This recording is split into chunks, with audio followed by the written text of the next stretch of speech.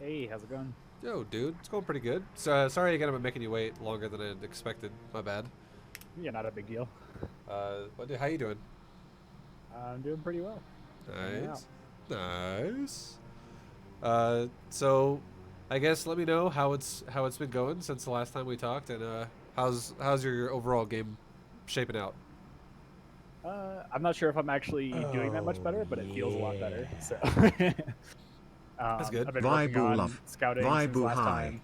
Just being more aware of what's going on in the map, doing a better job with my first couple overlords. That's been my primary focus. So, Yeah. And just correct me if I'm wrong. Last time we talked, it was Diamond League, right? yes. Okay. So, yeah. So still Diamond Zerg. That's good shit. What do you kind of Do you have an idea what you want to focus on today? Of like matchup maybe or something like that? I think we could do a ZvP today, maybe. Okay, yeah, no, sick. Let's But do it. I'm pretty much up for whatever. So, That's like my it's like my favorite game. My favorite matchup. So ZVP is my shit. I have a lot of information to talk about in ZVP in terms of just like I've noticed whenever I coach people in ZVT or ZVZ, there is some stuff that I talk about where it's like this means this and this means that, and then people are like, okay, yeah, I already mildly understood that, but like you just explain it in a way where I never really thought about it like that, and it makes sense. But ZVP, I actually have realized over the years of just coaching people in ZVP, whenever you talk about scouting a Protoss, people don't know anything about scouting Protoss, like fucking nothing. And if that happens to be the case again today, it's totally fine. I want to change that for you, if that's the case. But I just every single person I've coached in ZVP, they don't know what any of this like. They don't know how to read a Protoss essentially in terms of like what things mean. And if you can read a Protoss, that matchup is so easy. It's so much easier to be like, oh, cool, I can now counter you before you're doing what you're doing. yeah, So, I definitely wouldn't say it's great, but I have played a lot more Protoss than Terran, so I'm at least a little bit more familiar with like what normal builds look like and things like that. But yeah, no, it makes sense. So I guess last question I have for you is, do you have replays prepared today, or do you want to go into more live style stuff? I'm down to do either. What were you thinking? How recent are your replays that you've been playing? Like, are they from like a couple days ago, or are they super old? Uh, yeah, earlier this week I think Okay. is the one I have. And what's your general theme of like your game, like your opener essentially? Like, what do you like to go for? Against Protoss, I usually like to open 3 bases with Roach Speed, and then Okay. don't usually have a consistent plan from there. Do you? Sometimes I do Roach Hydra, sometimes I Okay. do like Lincoln That's Hydra. sick. That's a good opener. So, Do you open it with gasless, or do you go like for speed like opener? I go for a Speedling opener, Okay, but yeah. Okay, so I do like the idea of gasless. I'm not sure what I can get away with and what I can't. I'm mostly unfamiliar with it, so. all right, let's do a replay. See, your build already sounds like it's like I'll see if your build's looking good, and if it's not, we can fix it up. But the concept of your build is already good. It's a solid build for ZVP. That's like it's a very I would say user friendly opener for just that matchup because it allows you to have the most like range as a player. Uh, so yeah, I guess just whatever replay you feel like is gonna be a good one to look at. That works for me, and we can take a look at it. And I'll really talk about like how to read what you're looking at, and um, if I don't know if you have multiple replays, if you can get them on hand ready to go, but if we could actually, I would say this probably best way to coach today would be I'm going to look at your build, and I'm going to break one game down of your build really hard and just make sure it's actually running well. And if it's not, I'll make you a build that does exactly what you want it to do, but it'll be like an example of what you're looking Oh, for. And then yeah. I would love to talk about how to read Protoss, and it would be great if you had multiple openers of Protoss. Like if you had like 2 games, for instance. One was maybe like a Stargate player, and one was maybe like a Robo or like a Council player, or something like that. And how you can like I think react. almost all of my latter games this week have been ZVT, I think, but I'm not Okay, yeah, it's okay. If sure. you can't find it, it's totally fine. It's an idea, and I can still explain it. It's just I was gonna give you a visual with it. Um, but yeah, and to be honest, I could even do a game with you myself, and I could just show you what a build looks like, and then how you should Okay, be reading for it. sounds great. All right, so I am in the Vibrator group chat. If you're not there, You can join that if you want, or you can just send me a message. Either way, just so we can get a party going, and we can jump into our replay. Is it case sensitive? So all you gotta do is go to the. Sorry, are you on Battle.net right now? Just before I start explaining. Yes, I am. Okay, so in the bottom right, you see that little icon that looks like two people in a bubble, like a chat bubble. Yes. So click that, hit find in bottom left, and then in this new window that pops up, click it and hit the top right of the search bar and just type the word ViBE and hit enter. And now you'll see a list of a bunch of channels. The one you want to go to is the Grandmaster Badge one with 619 members called Vibes Raiders. You just double click it and then hit join chat in top right. Got it. Sick, I see you. What's up, dude? Okay, I'll make you leader and then hit me up with that replay. Let's do it.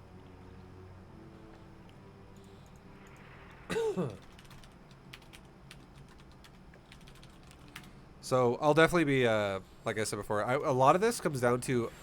Oh wait, before we start too, make sure you make. Are you maybe party leader? Make sure you make me lobby host, and we're good to go. Perfect. Nice, nice. So a lot of it comes down to just really understanding how to react to Protoss before they do the thing they're gonna do. So you have to like, there's multiple steps you can take to like knowing. Okay, well I already know from 1 minute from now or 2 minutes from now, Protoss is going to do this attack. It becomes really obvious to see what Protoss does because Protoss has a limited number of options with the tech they choose. So we'll come back to that whole concept of like looking at Protoss. We'll bounce in and out of it throughout the game. I'm also gonna look at your build, like I was saying, and just make sure your build is actually like proper and it's not messed up in any way. So I'll probably like just really quickly ignore your scouting at first, and I'll just look at your build really fast, make sure it looks good. So I would say already, that drone you pulled, way too fast. And that does slow down your hatchery, and it increases the chance you're going to get fucked by a probe blocking your natural. So the general idea you want to go for is get a drone off your, like you're going to want to pull off the middle line. If you go for a 16 hatch, you have to pull off the middle line. If you go for a 17 hatch, you can pull off of one of your eggs when you make 15 and 16 together. But 16 hatch is good against Protoss. I would recommend it. You are doing it this game from what I just saw too. You want to pull your drone off the mineral line at 170 minerals. And try your best if you can to not pull one of the close patch drones. If possible, try to pull one of the far patch. Like, so don't fuck up your close patch mining. Yeah. So like right now, you actually send drone 14. Or, just kidding. You send a drone like... Yeah, so you do pull like when you have one of your 14 drones, which is what you're supposed to do. It's not that bad. It's actually not as bad as I thought.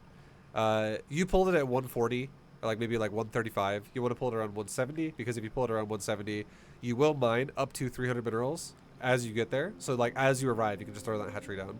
So now that you pulled at 130, that's like 40 minerals too early. I imagine your drone's gonna get to the natural around the time when you have like maybe 255 to 260 minerals. Gotcha. I've just been pulling it out front. To look for the probe to see if it's going to get blocked, and like if it looks like they're going to try to block the natural, I've been going to the third right away. So check this out too. If a Protoss player wants to run across the map, we'll look at this really fast, okay? Okay. We'll go back to that probe, and watch his probe in a second here when he builds the pylon. So he builds a pylon and he starts leaving his base. So we're starting at like realistically. Let's back it up like one more second here. So he comes down and he builds the probe. Okay, or he builds a pylon. So at 17 seconds, he starts moving across the map and he's already down his ramp. Going from the main base to the ramp itself where he just went is about a 6-second travel time. Like a 5 or 6 second travel time just to go from the like where the probes are already to like the one probe at the pylon. So he starts leaving the base at 17 and he crosses, and we'll speed it up now to when he gets across. And he gets to your base at 51. So 17 out of 51, that's, what is that, a 34-second difference? That's a lot of time that has to go by. And this is also a fast map as well. Other maps will take longer. Other maps will, on average, take probably like 40 seconds to get across the map instead of 34. So basically what I'm trying to say is the drone running up and down like this. If you look at your drone for a second and you go, okay, well my drone is now chilling here, running up and down, up and down, up and down. The only way that this would work, in terms of like you would actually catch the probe, is if he actually ripped off one of his first 12 probes off the mineral line and he didn't even build a pylon. He just literally ran right to your base with one of his first 12 that are already alive. And no one will do that because it just makes no sense, because it's super inefficient. Every Protoss, if they want to rush you really fast, they will always build the pylon first and then they will go. And they usually can't build a pylon the second the game starts. They will usually build a probe and then build a pylon with that probe and then go across the map. So the point is the earliest you're looking at for a probe to get to your base is about, on like a map like this, is like 50 seconds. So this probe, they like really want to block it. Yeah, right. Yeah, well, like if you actually go for a 16 hatch as fast as you can, to where like you do the 170 pull off, so you mine as much minerals as you possibly could to get to that point where you can make the fastest possible hatchery, it will go down for sure, unless he pulled off one of his first 12 probes. And if he did do that, he would be getting to your base by like 40 seconds. On this map, it would be like most maps, it would be roughly around 40 seconds, which is ridiculously fast. And if that happened, you could always just take your third and be like, okay, well this because the thing is you can tell how early a Protoss pulled their probe off their. This is one of those things about indirect scouting, okay? So if you, this is also a big sign that tells you if someone's gonna likely cannon rush you, a lot of times, because someone who pylon scouts you is actually, it's most likely for a cannon rush, and it could be for an adept follow up, but usually it's for cannon rush. Usually, if someone wants to play standard, they won't scout you until the gateway. The reason why all these things make sense is because if a Protoss player waits until they have a gateway to actually run their probe across the map, it means they personally mine as many minerals as possible before they really commit to scouting the Zerg. And if they even go for it, if they wait until the point when they have a pylon, or sorry, until they have a gateway down to then scout, they will still see the Zerg's base before Zerglings could be even out on the map yet. So this is that moment where it just takes like understanding what your opponent is capable of. And any Protoss, like for instance, if I was coaching this Protoss player and I asked him, why do you send your probe out so fast? And if his answer was, well, what if he goes for a 12 pull? I would say, well, who cares? Because if you actually just built the gateway and then scouted, you would still get to the Zerg's base before Zerglings have spawned. Like, it wouldn't matter. So it's just understanding what's capable out of your opponent. And the whole point is having your drone kind of run up and down here and the natural at 40 seconds to like 50 seconds. It just, all it does is it slows down your money, which slows down your hatchery, which gives you no net gain. Because the only thing you would see is if the Protoss player pulled one of his first 12, and I would say that would happen maybe 1 out of 100 games. Like, no one really will ever do that. It's so inefficient for Protoss to do that. Gotcha. Because your Overlord will also see by the time this gets here. Like, so like a standard scout, where it's like 50-second scout. I love your Overlord movement, by the way. It's very good. I like that you just curved right to the left. Like, you just went straight horizontal to the front of your natural. I like it a lot. You caught the probe with your Overlord already. So this is the first probe, and this tells you, oh, 50-second? 50-second scout? Okay, that is a pylon scouted probe for sure. So what this means is this could be for, like, I would be very careful about watching the movement of the probe now, because this tells you likely if you're going to see cannon rush or not. It could be very real, or it's just a guy who's like really paranoid about scouting early, and so on and so on, which is not good. The normal scout you should be aiming for, or you should be seeing from a Protoss, is if they get to your base around like 110, or somewhere around there, like 105 to like 110. Anything over a minute, that's more like anything over a minute, but still early in the minute, not like 150 or something like that. That's a very late scout. But like 105, 110, 115, anywhere in that time frame, that is a standard gateway scouted probe. That is as standard as it could possibly ever be. And that would be like, okay, cool, I'm not getting cannon rushed. It's very unlikely. So automatically, a lot of times whenever I, like, for instance, if I'm like streaming a game of StarCraft 2 and people are like, how do you know he's cannon rushing for real or not? I'm like, well, when the fuck did the probe arrive?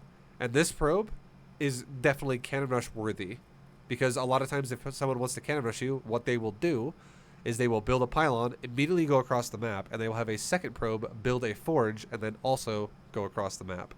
So their first probe can build a pylon across the map as soon as it gets there. So the first probe builds 2 pylons essentially, and then as soon as the pylon's done, that's proxied, the forge is also done, and then now he's starting to cannon rush you. That's how a real cannon rush goes. So again, I would say right now, watching the probe's movement is very important, and I would 100% say, like, notice how he's like kind of curving down a little bit. It's fucking weird. I'd be like, make sure that Overlord watches if he goes down. Like that right there. It looks kind of cannon rushy. I'd be like, okay, this guy. I would not be pulling drones yet, but I would be looking at this being like, this dude, I totally could build a pylon. But the second he does that, okay, yeah, who cares? He made it look like it for a mild second there, but the second he just does not build a pylon and he runs into the main base, and now he's on creep, cannon rush is no longer happening. He's wasting a lot of time now, and if every second he wastes, it lowers the power of a potential cannon rush. So now, thinking forge first, every second that goes by that is now his probe stays on creep, it lowers the chance of him actually going for a cannon rush because it gets weaker and weaker and weaker for what it could do. So anyways, I would say that's so much information right there out of the probe and out of your drone.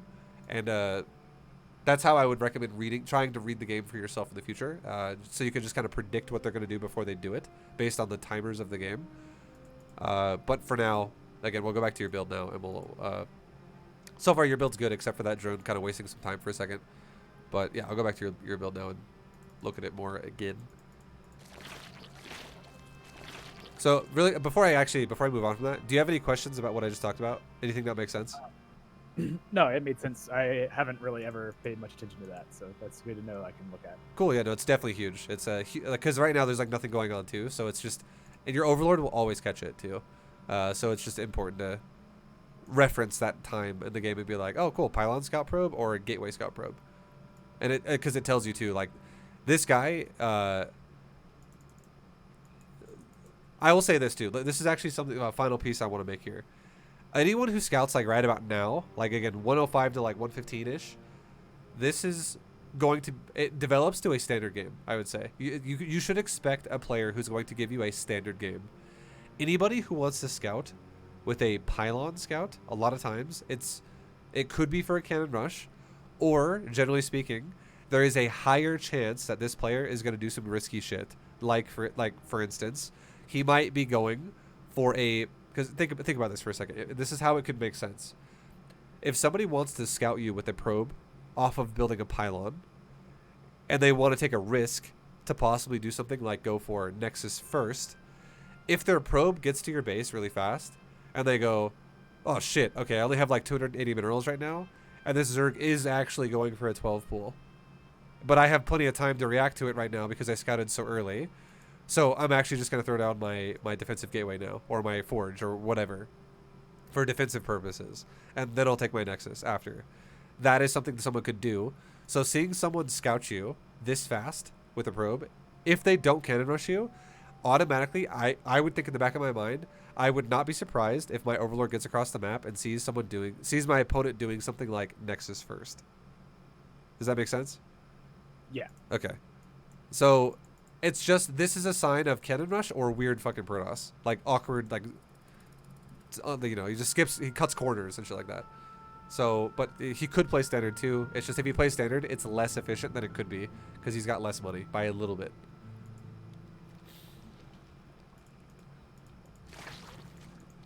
All right, your gassing is great. I love it. You didn't really rip off the mineral line. It's wonderful. You're still making drones. I love it a lot.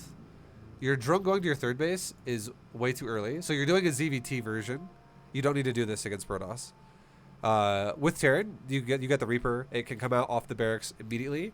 The only way you would have to deal with this with Zerg is if you could make a Zealot, really, or like if you could make an Adept when you make the Zealot or something like that. But Protoss can't even make their unit until right now, until the core is done. And generally speaking, here's a timer for you again. The first unit Protoss makes generally will not even spawn out of the gateway until sometime between 230 to 240. So your drone sitting here at 209 is, you're just, the real question would be is why is it sitting there when it could just be mining more minerals, getting you your third base faster? Because against Protoss and against Zerg and even against Terran, you do not want to take your third base until roughly about 30 supply. And Terran is the only race that can really punish you with a Reaper early. about like not letting the drone get down there and build a hatchery, Protoss can't do anything to you. So just don't. This is a very ZVT thing. Do not do this against Protoss. Just have that drone mine minerals until you hit 30 supply, and then have the drone go down to your third like normal and just build the hatchery. Makes sense. And then your gas pool is good. Another thing to note. So you're playing ZVT style, all through and through here. It's same concept to the drone we just talked about. How a Protoss unit can't even be on the map until like 230 to 240. It really depends on if he goes for the gateway super fast and the core right away, or if he goes Nexus before core. So it comes down to like if the core is first or the Nexus is first, regardless of if he has both. Because if he goes Nexus before core, it'll probably be a 240 unit. If he goes core before Nexus, his economy is delayed, but now it'll be probably more like a 230 unit. But either way, 230, 240, it's still later than what the game is right now. So you have 4 lings right now that could have been 2 drones, and nothing is happening to you.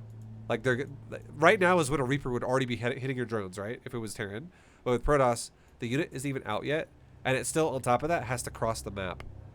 So here's a cool way to read Protoss. This is what I was talking about early on when I was talking about the level of depth already that we've talked about, and now even further with what you can do with your Overlord.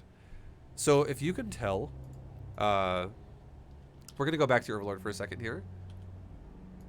And we're going to look at this. Okay, so we got your Overlord vision, and we're going to speed it up for a sec. And as your Overlord arrives, you see a core that is finishing. So just know, the core is done now around 210.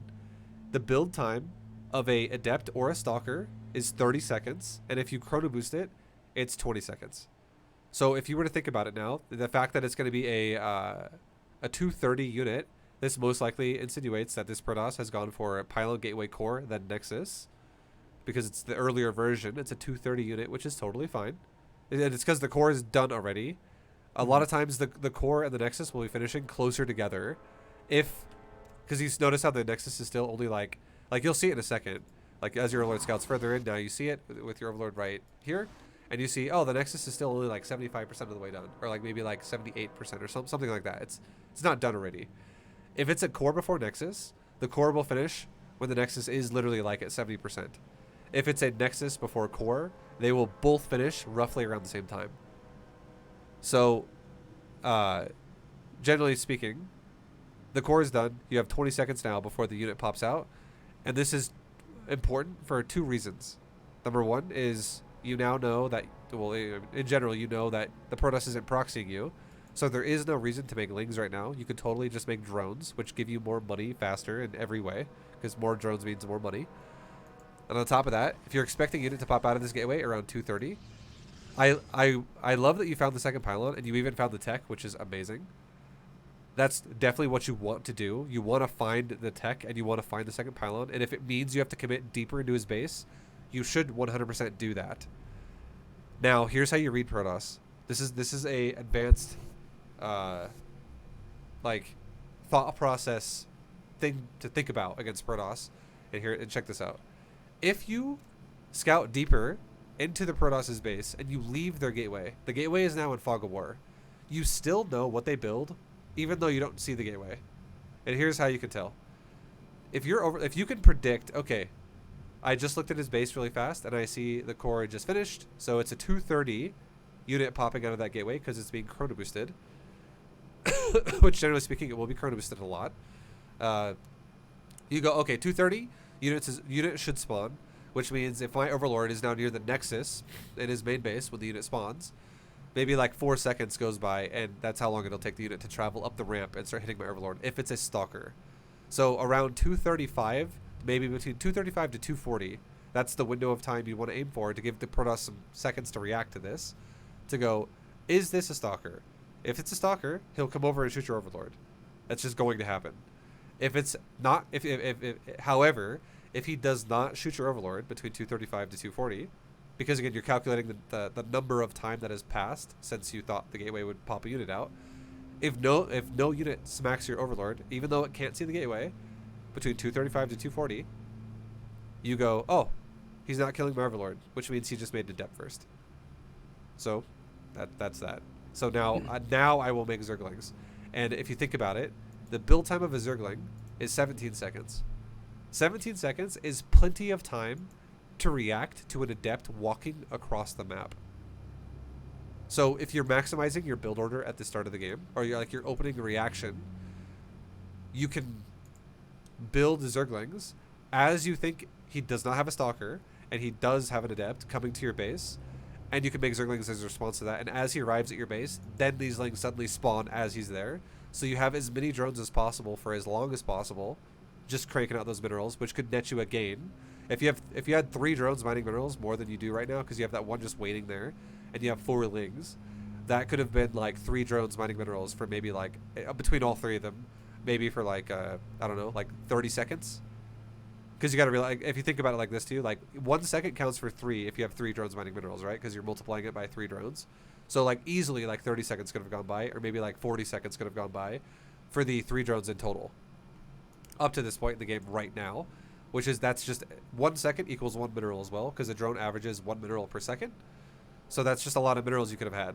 That's an extra boost in your economy overall, and it just keeps adding up and adding up and adding up. So it makes sure you're able to do things like not only spin your existing larva faster, but also take your 3rd base faster, and also take your 3rd queen faster. Everything that costs minerals is faster. So that's just oh, what's up? So I usually run in with the Overlord. I usually don't stop to take look. It comes out. Do you think that's the correct decision? Yeah, definitely. Who cares what unit he makes? You can tell what unit he makes based off of if he kills your Overlord or not. And all you have to know is you have to know the build time just know that the build time of an Adept and a Stalker is the same thing. It's 30 seconds. And if it gets Chrono Boosted, it's 20 seconds. So Chrono Boost basically takes off 1/3 of the production time. That's all it does. Essentially, if you gotta realize, if someone makes a Stalker first and you're just scouting their base free, like willy-nilly, who gives a shit, he's not gonna just let you do that. He's gonna kill you. If he's gonna make the Stalker first, it means he's gonna go kill your Overlord first. Like he's gonna get rid of that thing. And if you actually realize, oh, Stalker first, you don't even need to make Zerglings at all, because he's not gonna walk across the map with that Stalker after he kills your Overlord, because a Stalker has no escape. It could easily die to so many things. And if a Zerg goes for a Speedling expand, which is what you're doing, if he kills the Overlord and then walks across the map, he will be getting across the map to your base probably around like 320 or so, and 330 is when your speed's done. So he has like a few seconds to smack a unit here and there, and then suddenly his Stalker's going to die for that, which is not worth it for Protoss. It's like he made you like run a queen away, and he weakened it to like 110 hit points, and then suddenly his Stalker's dead now. That would suck. So if he goes Stalker first, that Stalker's going to kill your Overlord, and then he's going to sit in the wall, because there's also a fear that he could lose the game if he just walks the Stalker across the map, and then suddenly Lings run into his natural, and he's like, oh, fuck me, okay. That sucks. So if your Overlord dies, you don't need Lings at all until you have speed. If your Overlord doesn't get attacked at all, you do need Lings, and you need Lings because of the response to the fact that he'll be going at depths. It just makes logical sense, because if he doesn't want to kill your Overlord, why is that? It's because he's making an Adept to actually attack you, and he's going to make multiple of them, most likely. And it's gonna happen fast, so it's not going to happen after he kills an Overlord. It's going to happen much sooner than that. So he could get to your base by like maybe like 250, 260, or sorry, 250, 3 minutes, somewhere around there.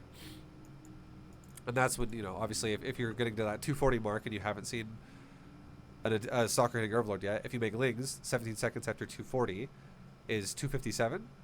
So you still have plenty of time to react to the Adept getting to your base around roughly almost 3 minutes. And you're obviously your queen as well can kind of push it away too, to buy your Lings some time to spawn if you need another 4 seconds or something. So ultimately, does that all make sense so far?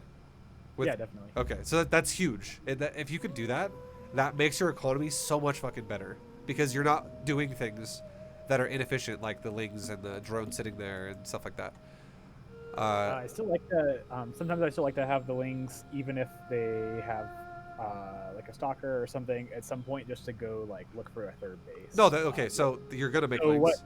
You're going to make Lings when you have speed. That's 330. Gotcha. You're making Lings over a minute before you need them. So like normally when I would make safety Lings, I'll use one of those for that. I don't need to be over there until like 4 minutes or later. If it's Stalker first, you do not need to make Lings until your speed is like 320 could be your number to build Lings, because 320 is just before speed's done, and you don't want to have Lings just sitting in your base like they are right now.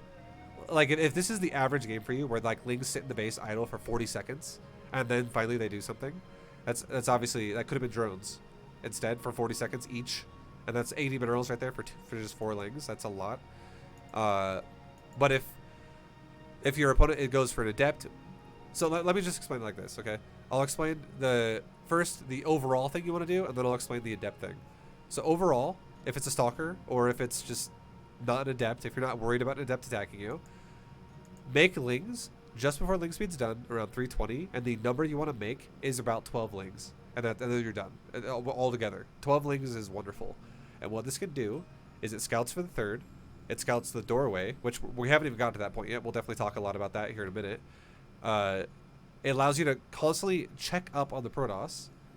And on top of that, if the Protoss happens to be like that greedy asshole who's like, I'm going to go 1 Stargate into a third base really fast, you could just make your 12 Lings literally kill the third base and go kill the probe.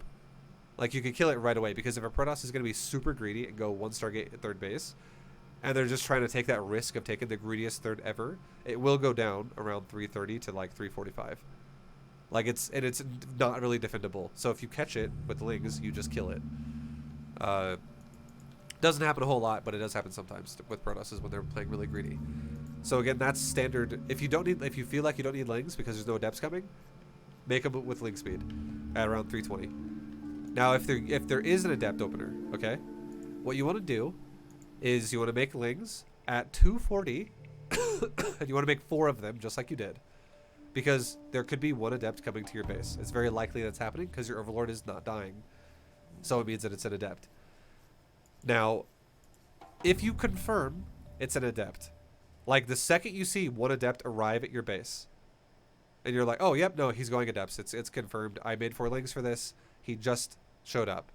Immediately, right after that, as soon as you see the adept, make 6 more Lings, and then stop. So you make 4 for the first adept, and you make 6 more for the possibility of 2 adepts together that will arrive. So as soon as he has 2 adepts, you have 10 Lings and queens, and you do not ever chase him off creep. You only let your queens smack his ass on the edge of creep, and you just wait for him to overcommit into your creep, and then you use your Lings.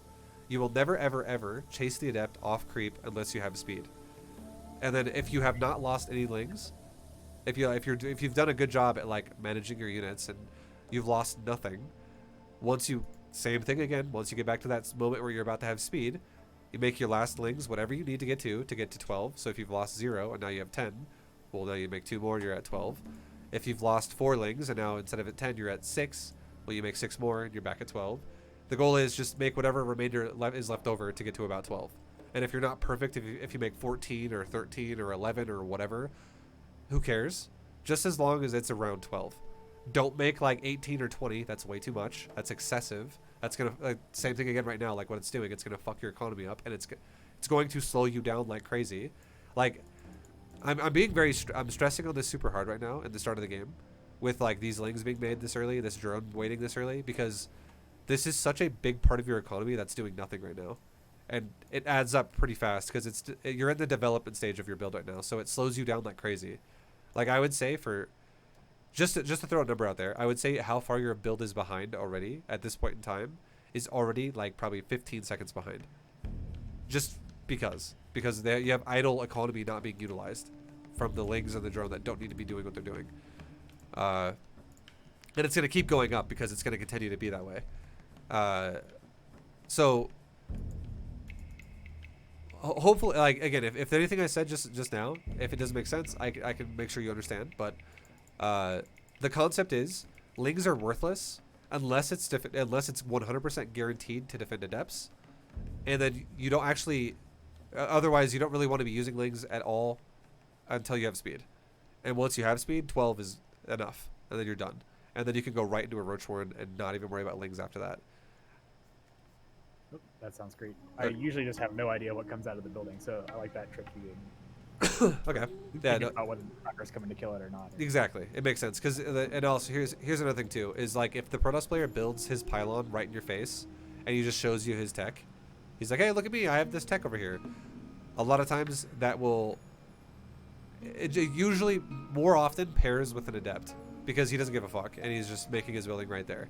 If he tries to build his pylon on like the very edge of his base and he's like trying to make it as far away as possible from your overlord, that usually more pairs with the stalker because he's trying to hide his tech. And here's another thing. Based on if someone is trying to hide their tech or not hide their tech, it changes their build. So like for instance, I have not seen this replay, but I would already assume this is not going to be Dark Templars. It could be, but I would assume chances are it's not going to be because this is not a Dark Templar based build boy. Like he's not Bob the Builder. He's not trying to hide it. Exactly. This looks like someone who's going to go for an Adept Glaive timing or a Charge Lot timing or a Blink timing. And I would say the most common one out of all of those is a Resonating Glaive Adept timing. So I would say that I would not be surprised if this guy tries to do Glaive Adept attack on you at some point soon in this game to open up the game with. It could be other things, but that's probably what it would be. Yeah. Queen birth successful. All right, so looking at your build again. You have the Creep Timber. I like it. Forces under attack. And okay, so you're really committed to doing like.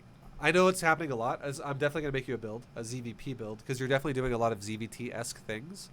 I would say the way you've done your creep is great against Terran. Super good against Terran. But against Protoss, one Creep Timber first is amazing, but immediately go back and inject your hatchery right after. And then your third queen that pops out, have it pop out and literally walk to your third base and immediately inject it. So like, you just don't miss injects as much as possible. You get one Creep Timber out and then that's it. Yeah, because there's like the 6 or 7 second gap between like the inject finishing and the next queen coming out. Is that what you're saying? Well, like, for instance, you made 2 Creep Timbers with your queen, so you missed an entire inject round. Yeah, I guess what I'm saying is I think I made the other queen. So, like, your queen pops never out. mind. Your queen pops out, and then you don't inject, right? Like, which is, I think the first one, making Creep Timber first, is great. I love the one Creep Timber. So you run up here, you make your Creep Timber. And then your queen now has 5 energy, and as soon as this queen hits 25, you should go back to injecting. And then you should spend your larva as a priority, and as soon as you can afford it, then you make another queen. So like right now, you are spending your larva as a priority, that's good, and then you make another queen. You've done this all correct. But now, you can inject again. Now. Yeah, you can inject again, and it's 20 seconds before the queen's out. And you do another Creep Timber. And this is good against Terran because creep is so important against Terran. But this is not good against Protoss. Because you want more, you do want to utilize more larva against Protoss for a bit longer. Protoss is not as scary as Terran is, because Protoss doesn't have Hellions that can just get to your base and just roast all your drones, and they don't have also battle cruisers that can just get in your base and just fuck shit up really fast. Like, creep is so important, and also creep in general is just more important against Terran throughout the game, so getting an early boost on it is nice. Against Protoss, it's still important, but it's nowhere near as important as it is against Terran. Larva is more important against Protoss, because now, for what's happening now is, I feel like you're still going to inject your natural once this queen is out, but you've missed almost an entire inject because of this, because that was 20 seconds of time to inject, which, if you think about it, look at your speedlings, or look at your speed upgrade. All that inject larva could have been a free round of lings, and that could have been, like, you know, that could have been 6 more lings, and you would have only had to have sacrificed 1 additional larva on top of that inject, and now suddenly you have your 12 lings, and you're going right back to droning. Like, you want to get as many drones out as fast as you can against Protoss, because Protoss cannot punish you for it. And if you don't do it, your mid-game is going to feel so difficult against Protoss. Like, Terran can punish drones like crazy, Protoss can't. Protoss can still punish drones to a degree, but they're not nearly as potent as Terran is at doing that. So, unless they, like, the only build that's actually a threat is literally Resonating Glaive Adepts when it's like 6 fucking gates. And it's just Glaive Adepts everywhere all the time. That's a bit annoying. But other than that one build, there's nothing Protoss can really do that's that threatening to your drone line. And if you're, as a Zerg player, if you're cranking drones like crazy, like, it's so easy to stay ahead of Protoss. So yeah, that inject needs to definitely be going down for sure. I do love that you're putting a third queen at third hatchery though. Like this could be the queen that just spawned and it would be totally fine. But either way, I'm glad that you have the idea to inject it right away. That's super important. You should definitely start a fourth queen when you can. And I know your overlord just died, which is fine. But yeah, it's whatever. You got a good scout off. And you also saw, here's the other thing too. As soon as the first adept hasn't even arrived yet, right? The first adept has not even arrived yet. And on top of that, he made a stalker to kill your overlord, but he didn't kill it at 240. He killed it at like 330. So you can tell now he made something and then he made a stalker. So that's his second unit out of the gateway that became a stalker, and nothing has even attacked you yet. So I would say that is the perfect moment. If you made the first 4 lings because you thought he made a adept first, that would have been totally fine. But you do not need to make the other 6 lings because he's showing you a stalker killing your overlord in his base. So then you still would make the lings. You would just wait until your speed's done, or your speed's like at around 330, 320, whatever, right around when your speed's about to be done. Then you make the fucking lings, and if it happens to be after the stalker pops out, well, that's whatever. But if you see the stalker before you're ready to make the lings, well, just don't make the lings until your speed's done, because that's guaranteed more time to drone. It's just basically the whole gameplay of ZvP is understanding what you can get away with against Protoss. And right now, this Protoss has nothing that is threatening against you in terms of killing your initial greed. Yo, Temple Jesus, thank you very much for the raid, dude. Much love. Doing a coaching lesson, but thank you. So how you feeling about that? Yeah, it makes a lot of sense. Okay. So now, going from here, obviously we're gonna go now into, the. Okay, let's talk more for a second here.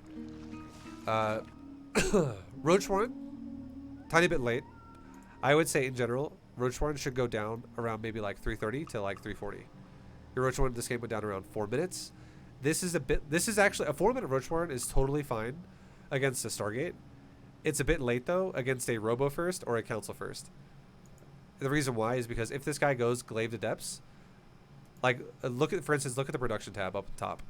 If this guy wanted to, he could move out into your base with adepts out of his gateways, and then as his glaives upgrade finishes, he could already be like setting up an attack on you, and his glaive and your Roach Warren are going to finish almost around the same time, and then you have to start making roaches.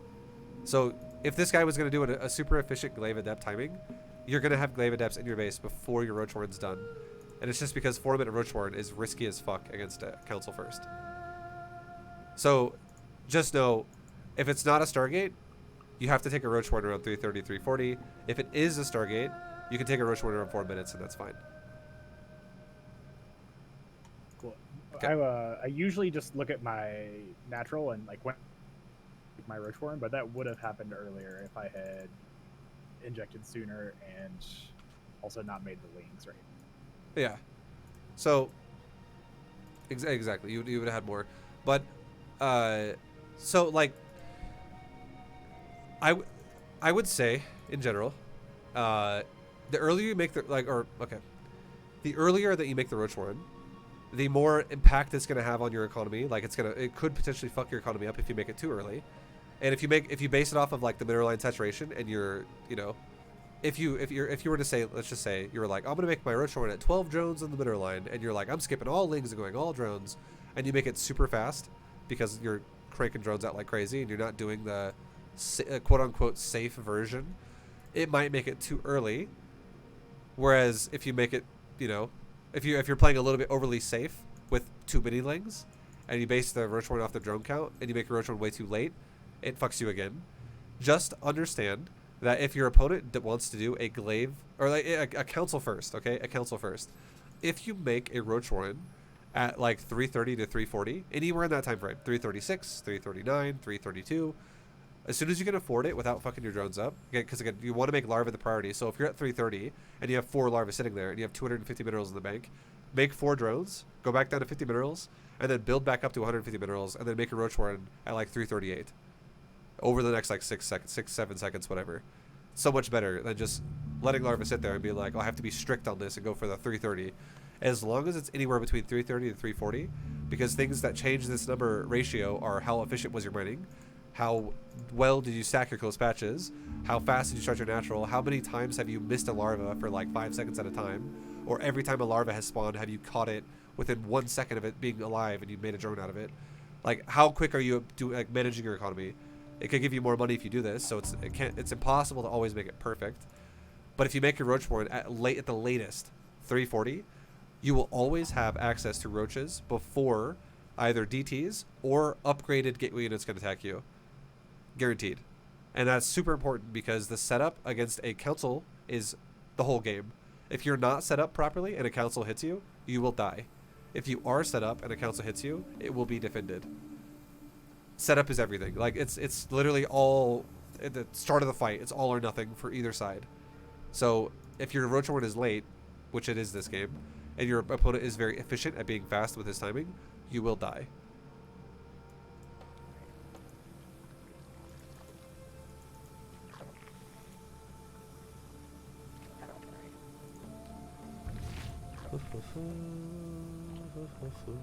Okay, and then I would say, let's see if you take this. Okay, your gas timing is totally fine. You're playing greedy as hell. I like your gas. You took your gas like as you're cranking drones out. Pretty much almost a fully saturated natural, or a fully saturated third base. Just about. You're 1 drone off. This is, I would say, the greediest time to take your gas. Like, this is on like the extreme side of it, but it's still acceptable. On the safer side of it would be when your third base has about 8 drones on it. So you took it at 15. That's I'm not gonna say that's bad.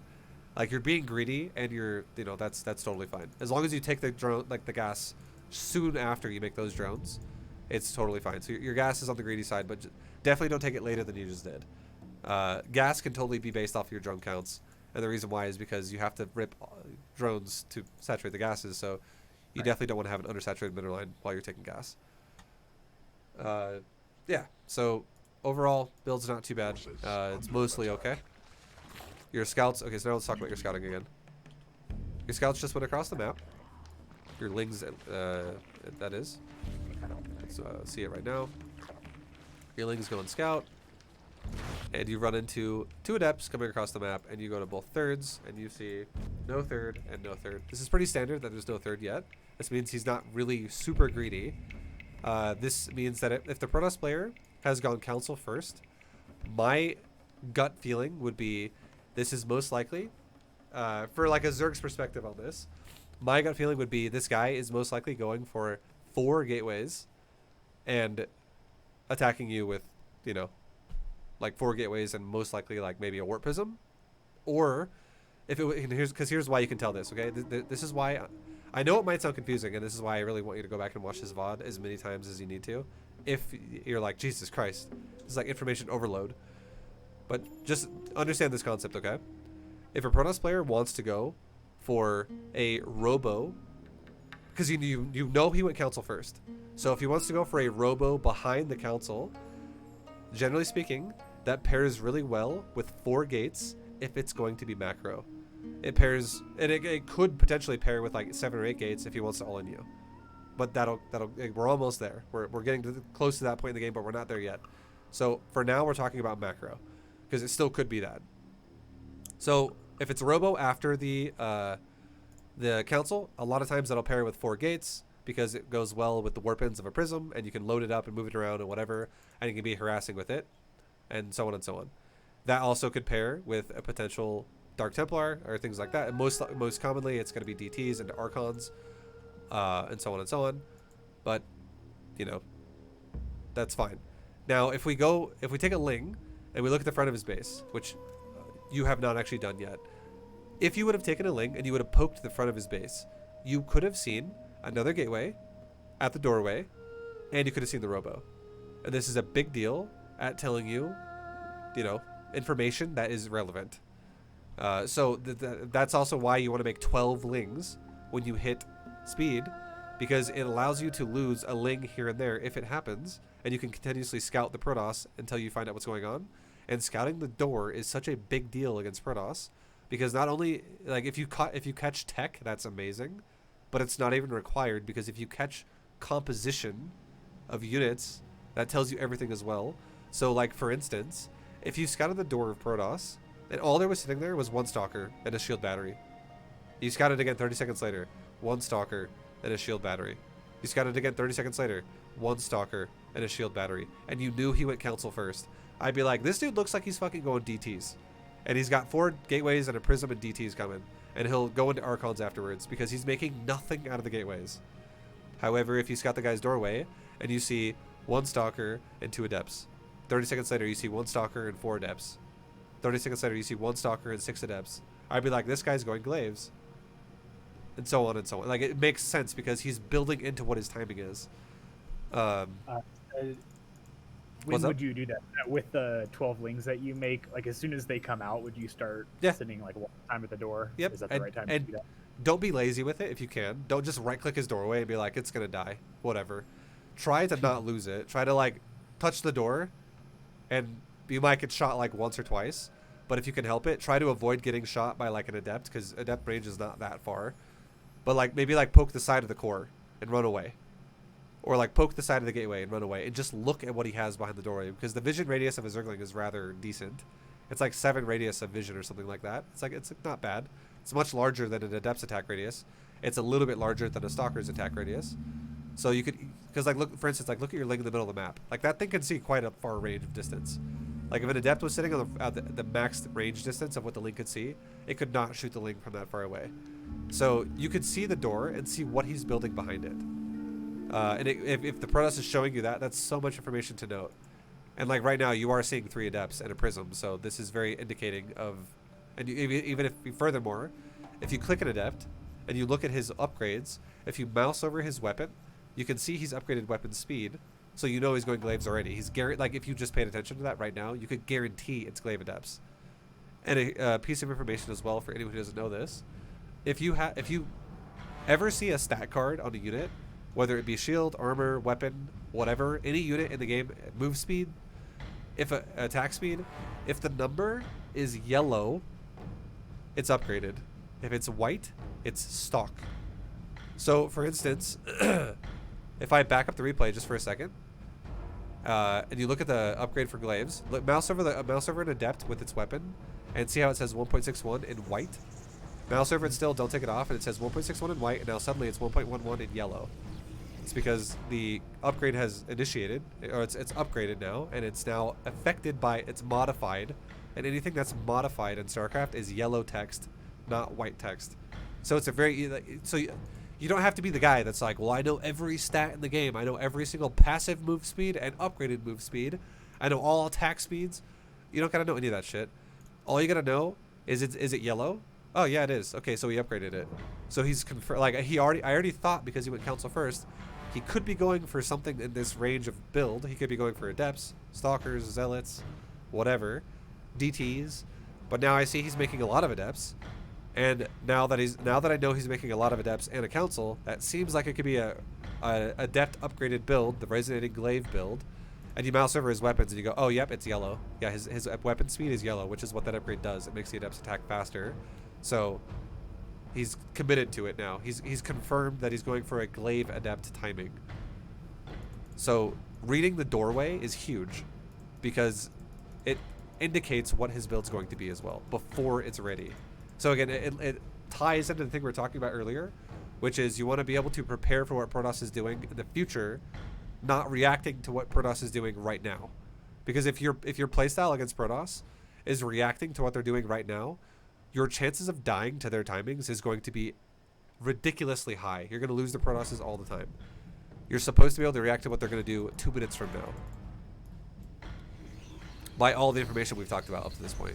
Like scouting the door, scouting with your overlord, being as greedy as possible, having as much power. Because like the more greedy you are, once you react and go, oh, I know exactly what he's doing, and now I got to prepare for it, that's when you have that power spike. And you're like, okay, I'm ready. I can handle this. I have roaches in production now. Uh-huh. Could you tell me whether I started producing roaches at a reasonable time? You did not. We'll talk about that in a second too. I'm just looking at your build too right now, and I would say, like for instance, like these spine crawlers, not necessary. A lot of people like to think spines are good against Protoss with adepts, and my argument about why they're not is this: all Protoss has to do to counter a spine crawler is focus fire drones. A spine crawler cannot kill an adept that fast. It takes like a spine crawler will do 25 damage to an adept. An adept has 140 overall health, so it takes 6 hits for a spine to kill an adept. Which is, and then also a spine attacks at like 1.5 seconds per attack, so it's going to take roughly like 9 seconds to kill an adept per adept. That's just one adept dying to one spine, and in 9 seconds, an adept could probably kill like 4 drones. So Yeah, it's pretty awful. exactly, like you're losing drones to make the spine, and you're going to still lose drones if their guy just focuses your drones. So it's like a double negative. It's like guaranteeing your drones are going to die. The only time a spine would ever work is if if you literally think the level of your skill of your opponent is going to be, he's going to send a shade of adepts into your mineral line, and he's literally never going to micro it once. If it's going to be like, oh, my adepts just moved into the spine crawler, and I guess I'll just let him attack the spine crawler until either the spine's dead or until the adepts are dead. And if that's the kind of player he is, then yeah, spines would be okay. But I would say that kind of a player would probably be like Silver League or like Gold League. Like I feel like a Platinum would even be able to focus fire some drones. So it's unrealistic to work. A reaction to freaking out that I had no roaches. I think. No, exactly, and that's because the roach one's too late. I totally understand it. Could you back up to where you would have started building roaches? Like Yeah, what no, was- I totally will. I'll talk about it in a second. But in general, I just want to make sure you know, never like at this point, I would say even though you don't have roaches, don't even build spines either way, because they're not going to do shit, and all it does is it further puts you into a hole where your drones are going down. Like what you want to do, if you ever find yourself in a situation like this where you've kind of fucked up the build, and you're like, okay, well, let's try to make the best out of this situation that's kind of bad right now. The goal is to leave this, when the battle's over, have as many drones left over as possible. And these spines are just going to make your drone count be lower regardless, because you're wasting a lot of money. 300 minerals just go in the trash, which could be 6 drones. And on top of that, you're deleting 3 drones that exist already. So that's like 9 drones that are just gone. And 9 drones, if you think about that, I would much rather have the ability to rebuild 9 drones than delete 9 drones automatically but to make a couple spines that, number one, aren't going to be done yet for the fight for another like 25 seconds or so. And on top of that, he just has to focus fire your drones anyways, and then the spines do nothing. They just watch your drones die as they slowly poke away the adepts. They only protect this one base also. So. Your mic's really quiet. Sorry, what'd you say? Oh, sorry. I was saying that they only protect this one base as well. Yeah, exactly. All right, so we'll go back now, and we'll talk about your scouting and stuff like that. So, like right now is when you want to have an idea. As like you need to be scouting his doorway, and look at what's in his doorway. This is when it would be like, ah, I see now. We have a guy who is going for council first, because we've confirmed that right away early on in the game with the Overlord. And you see warping in adepts over and over and over. And then you also see a robo.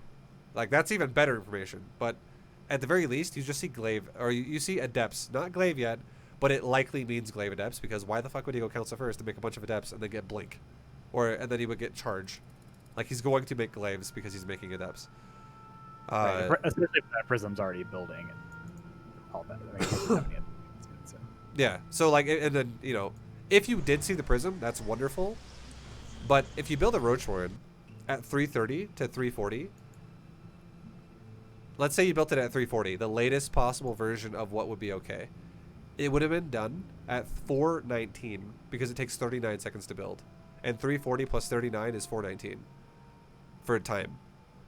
And then that would mean that right now, automatically, if you scouted his doorway, like right about now, before he leaves his base, you could be like, oh, look at him, he's doing an adept timing. And right now, you should be making a good number of roaches to make, in addition to your 12 lings you made early on, just for safety, would be 6 roaches. Just 6. You don't need to make 20 of them, just 6. And what I would tell you to do, a perfect way to play this out, would be have a ling at his 3rd base, have a ling at his 4th base, so both potential 3rds, and then make 6 roaches, and bring back all the rest of your lings, so like the other 10 essentially, as long as they're still alive. Bring back 10 lings, have 2 still scouting his bases, his expansions, and make 6 roaches. Before he gets to your base, those roaches will spawn, because if you were making them right now, it only takes 19 seconds to build a roach. So, like, if we actually sped this up, at 441, you would totally have roaches out, guaranteed, before his adepts are attacking you. We'll see it in a second. But 6 roaches and 10 lings could easily handle a handful of adepts. You could make more roaches, and this is assuming you don't even know there's a prism. You could make more roaches as he is at your base if he continues to warp in adepts at your base. And you would be 100% fine. So time is a resource which we will touch on in just a second here, about slamming roaches like crazy. But I would say you should know right now he's going for an adept timing. 6 roaches could easily defend this with some ling support. Go back to making drones as soon as you did that. Okay, so do you make the roaches as soon as you recognize that it's glaive adepts, or Yes. would you just make them anyway when you're roach warrens? I would have made the roaches the second I confirmed that he was making adepts off of the back of a council. Which, if you make, and again, you're not making the roach warren immediately, right? You're making the roach warren between 330 to 340. So you're going to be able to have a lot of drones before you make the roaches regardless. And if you make the roach warren, if it finished at 419, if you make roaches, 6 roaches right then, that's totally fine. Because your roaches could be out just before he gets, because you would be making roaches in the time he would be crossing the map. Because this is where the clock matters a lot in StarCraft 2, and the way he's moving out right now, in between 4 to 5 minutes, is very standard. And the reason why this is standard is because nobody is going to get resonating glaives and then sit there for 2 minutes and then attack you. They're going to attack you right as the upgrade's finished, and if they go council first and then make adepts while the upgrade's happening, and then when the upgrade's done and then they attack you, that upgrade will always finish between 4 and 5 minutes, depending on how much it's chrono boosted, but it will always finish before 5 minutes, after 4 minutes. So it makes sense for the timing to hit you at this time frame. So if you make roaches as a response in the early 4-minute range, you will always have roaches in time to defend this timing. Would you build roaches for any? You said you would delay it for Stargate. Would you still build roaches, like safety roaches, every game, or Yep, you could do it every game. Skip those in You some could do it. cases? You could do it every game. It's just you could build roaches a little bit later if you want to against the Stargate. Like a 4-minute roach warren would be fine against the Stargate. And the reason why that makes sense is because if you know it's a Stargate, the supplement cost instead of a roach warren really early could be a few additional queens. So you just keep your hatcheries pumping queens for a little bit longer, which delays your roach warren by an additional like 30-20 seconds, and then you eventually take your roach warren. And the reason why that still is good to make a few safety roaches against a Stargate opener is because you can still make adepts against with the Stargate build. You just wouldn't have glaive. But you still could totally do like 6 adepts or something, and attack a Zerg's base with Phoenix adept, Oracle adept, Void Ray adept. It still could be a very real thing to like harass drones. And if you have 6 roaches, you will easily shut down 1 wave of adept. 6 roaches will shut down any wave of adept 1 time. Super easy. The only reason why you want to make more than 6 is if he has a prism in your face and he's just going warp-ins, warp-ins, warp-ins. He just keeps warping in adepts over and over and over and over and over. And you'll see that because you have creep spread.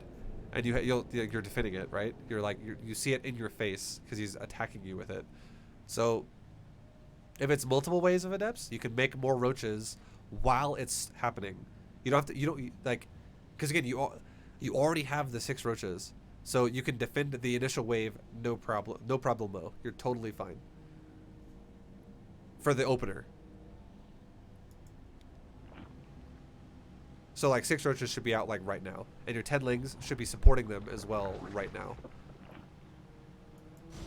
And even if you don't see this phase in right now of new adepts coming, well you do. So I mean, your Overlord is in a good spot, so you actually see it. But even if you didn't see it, you would still be fine right now.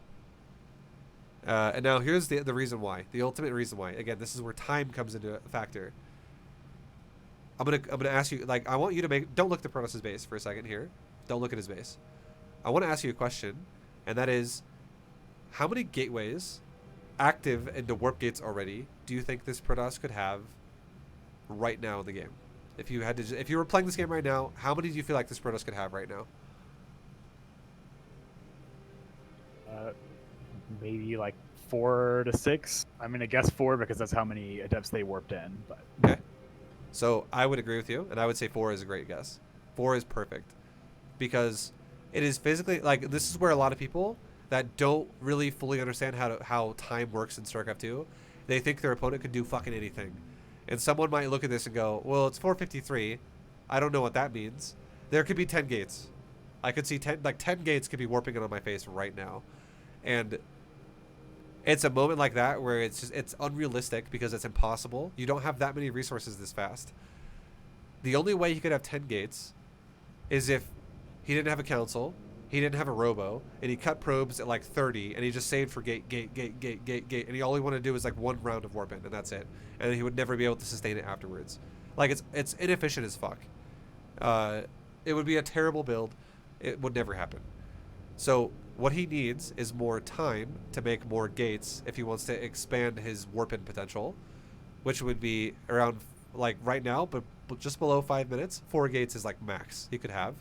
Around like 5:10, I would say around 6 gates would be realistic, and around 5:20 plus 8 gateways would be realistic, and it would never go above 8 gateways if he never takes a 3rd base, because anybody who ever takes more than 8 gateways off of 2 base economy, their build sucks. And the reason why is because you can only sustain 4 production buildings per mineral line off of like a gateway, essentially. Like Protoss can sustain 4 production buildings off of a fully saturated base. So if they have 8 gates, that's fully like at capacity for 2 bases of Protoss. And the thing is by like 7 minutes or 8 minutes, they're actually going to start losing patches in their main base. So if this dude had like 12 gates at like 540, it would be a situation where like 5 of those gates or like 4 of those gates would be used all the time, and the other like 7 or 8 gates would be used like 1/3 of the time. Like would be like he would always have like 5 gateways open, not being touched at all. And then he'd make some more adepts, and then like other gates would come off cooldown, and he would have another 5 gates off cooldown. And it would just be really crappy because you couldn't afford it. Literally, it's way too much production. It's way too much cost. So 8 gates would be max ever, and you would only really want to go into that. I would say the time of the game to go like, okay, well, let's just stop droning for now, forever, and go crazy roaches. That happens at 5 minutes and 20 seconds if your opponent does not have a 3rd base. 5:20 and beyond that time frame is when you're getting all in forever. Like it's all that's going to happen from now on. So that is how that would go. And judging off what you see right now, where you go, okay, it's below 5 minutes. I already have 6 roaches. I already have 10 lings in defensive. I see there's no 3rd base because my ling is sitting there currently at this moment in time. I would say because you see a few warping in adepts, you could add on a couple roaches. Maybe go to like an additional 3 or 4 roaches. Don't go crazy. Just make a couple more because you made a couple more adepts. Yeah. And you know this is not crazy gateways yet. Or you could make no more roaches. 13 month. Damn, where does the time... You could do it either way. So that is... honestly, tell me, am I losing you right now, or how do you feel? How do you feel about what I'm talking about? No, I'm keeping up, I think. Okay, so I just because I know I'm going all over the place, and I'm trying to make sure I'm explaining this as well best I can, but I want to make sure you're fully like, you know, you're not like Jesus Christ, I don't know what the fuck I'm saying right now.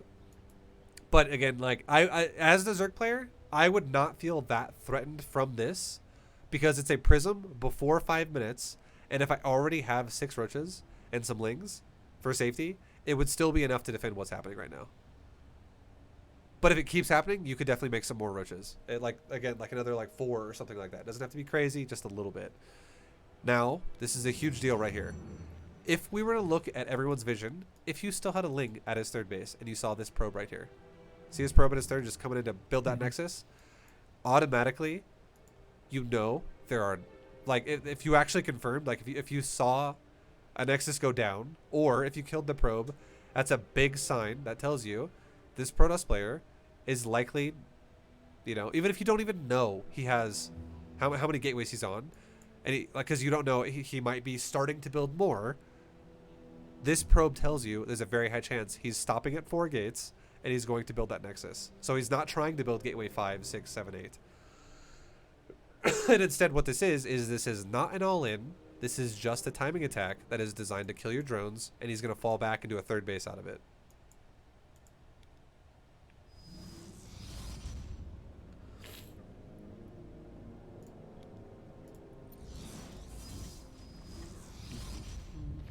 And then, like, right now you're making 10 overlords, 3 spines. This is definitely some shit's going down for you, for sure. Yeah. Holy crap, where's the depths? Yeah. So, and then, like, remember how I said by 520? That's like that magic number. If you had another, if your Ling died, like, take your Ling that exists already at his third base, and if you're like, well, I can see one of his thirds, but I can't see his other, definitely send that Ling you already have over there to the other third, and be like, what, do you have a third? Like, where is it? Like, you really, really need to see it. And if you don't see a third base by, 520, it means one of two things. It means the Protoss player is actually all-inning you, or he's macroing like shit. And you can see from this situation, he's actually macroing like shit because he's got 1,000 minerals off of his build, and he's fully focused on his adept attack right now, and his probe is just literally sitting there for like the last 30 seconds or 20 seconds. So that's a lot of wasted time for the probe. Like, that Nexus could be halfway done right now. And if this happens to you too, really, really, really try your best, if you can help it, to not make Lings. Like, the initial Lings you had were fine. Making Lings against Adepts, if they're paired with, like, something else that's even scarier, like Immortals or something like that, if you really need to do that, that'd be okay. But this is all just for harass. And I would say if you don't have enough gas to make all your larvae into roaches and you're feeling the pressure, it sounds crazy, but I would tell you to make drones. I would say make roaches and drones, because those Lings you're making right now, and any Lings you make from this point on, are going to just insta-die. They're going to accomplish literally nothing. And you would be better off just making more drones and running your drones around. And it keeps that number higher if drones, just in case drones die. Because again, the goal here is who's going to have a better economy when his timing's over. He's not trying to kill you, he's just trying to slow you down.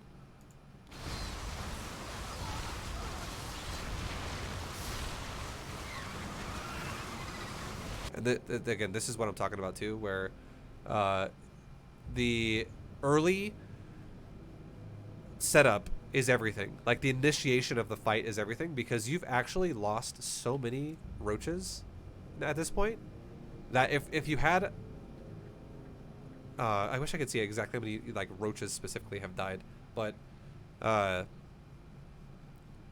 would guess, honestly, you've probably already lost like 12 roaches. And right now you have 6 alive and you have 5 more in production. So my guess is you've made in the realm of like already like 25 plus roaches at this point overall. And if you would have had just like 15 roaches when this hit your base initially, or like 12 roaches when this hit your base initially, you would have been totally fine. So like if you had the initial 6 and then you see, oh, it keeps warping in round after round after round after round, and you make roaches, but you have the initial roaches that can almost like match his initial adepts, and then as he makes more, you can make more too, you would trade so much better than if you have, like, let's say 3 roaches fighting 15 adepts. Because if you have like only a couple roaches at a time fighting adepts, you might kill 1 adept, or you might weaken 1 adept and you lose like 3 roaches.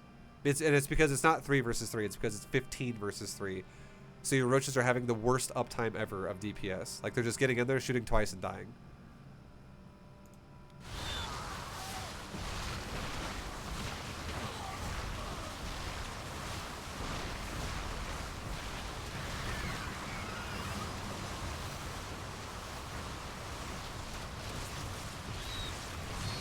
So, yeah.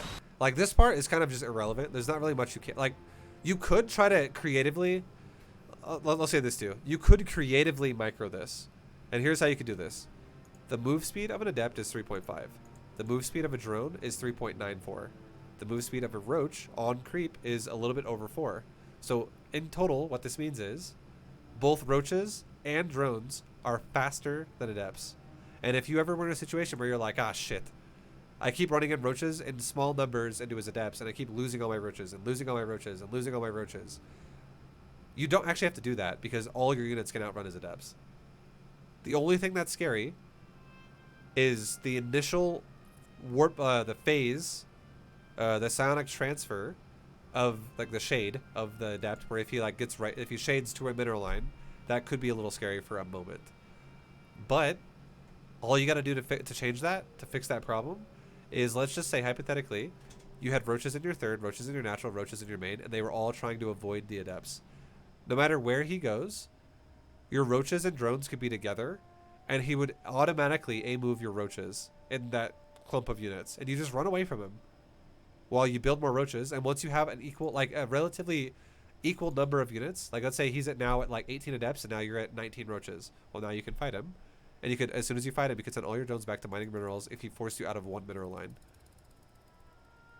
because he can't catch you. Like, he can catch you for one volley essentially with his shade, and as soon as he auto attacks you like once, maybe twice with some of the closer adepts, your roaches and drones have outran him again because you run faster than him.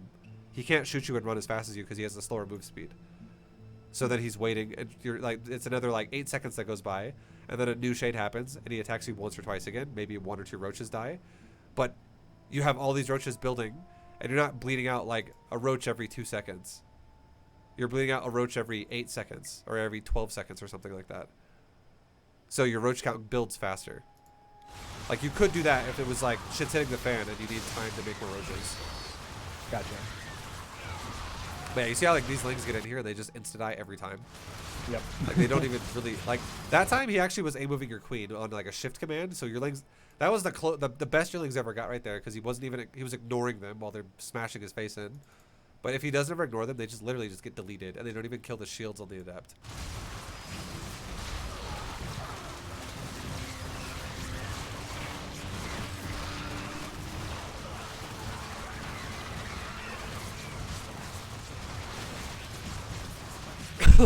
Yeah, and then now I would say, so this is that moment too, where now, again, the goal he had here was not to kill you.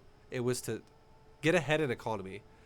And thank God for you, this guy doesn't macro at all, because he has 36 probes, even though not only his scouting probe has died up to this point in this game, or like one probe has died, and he has not he like literally made 0 probes that entire attack, and he still doesn't even have the third base done when this third nexus should have finished. If he does a 4 gateway attack, he should throw down the nexus around 450 or so, 5 minutes. And that third nexus should be done by just around 6 minutes. Like 6 minutes to like 6:10. Because it's like a 71-second build time. So if you had that nexus done at like 6:10, if we're talking now around 7:40, he should have a fully saturated third base if this was actually like good macro. So this Protoss player should already be on like 60 plus probes. And that he's not, though, and it just comes down to his macro is not very good. For you, I would not say you should be at 60 plus drones, and the reason why is because you bled out, look at the resources lost, you bled out 6,000 plus resources of units versus just adepts, and it's because you trickled your units in over and over and over and over and over. And the even crazier thing is this number should be actually closer to like 7,000, because you have 5 spine crawlers right now. That is 250 minerals in drones that are now just gone, and it's also 500 minerals in spines that are really irrelevant at this point. So it's rough life. So we spent a lot of time breaking down the early game of this game, and the reason why is because at this point, if you were playing against a Masters level Protoss, I would say you've already lost the game 99% of the time. Like, you've already set the game up to just guaranteed be a loss, because even if you didn't die right there, you're gonna die in the next 3 minutes because you're so far behind. You should be. So everything we talked about is super important, very, very, very, very important. Again, it's always all about how do you counter the Protoss before the Protoss does what they're doing. And it's about knowing what they're going to do. That's the biggest thing to overcome in this matchup, is to like understand what that means. And the first Overlord is a huge deal to that, to give you like, again, oh, it's Council. I already know a possible like 4 builds it could be. DTs, Glaives, Charge, or Blink. And oh, look at the doorway. Adepts. It's definitely going to be Glaives. Let's make some safety roaches and some safety lings. Or I already have always the safety lings. You can always make the safety roaches as well. That's totally fine. And then if you had those initially, as he warps in more adepts, you could just make some additional roaches just to match it. Be like, oh, I'll just make it like 6 roaches. Because feel like I need like 6 more roaches and I'll be fine here. And then, you know, roaches trade well as long as you're not fighting 15 versus 3.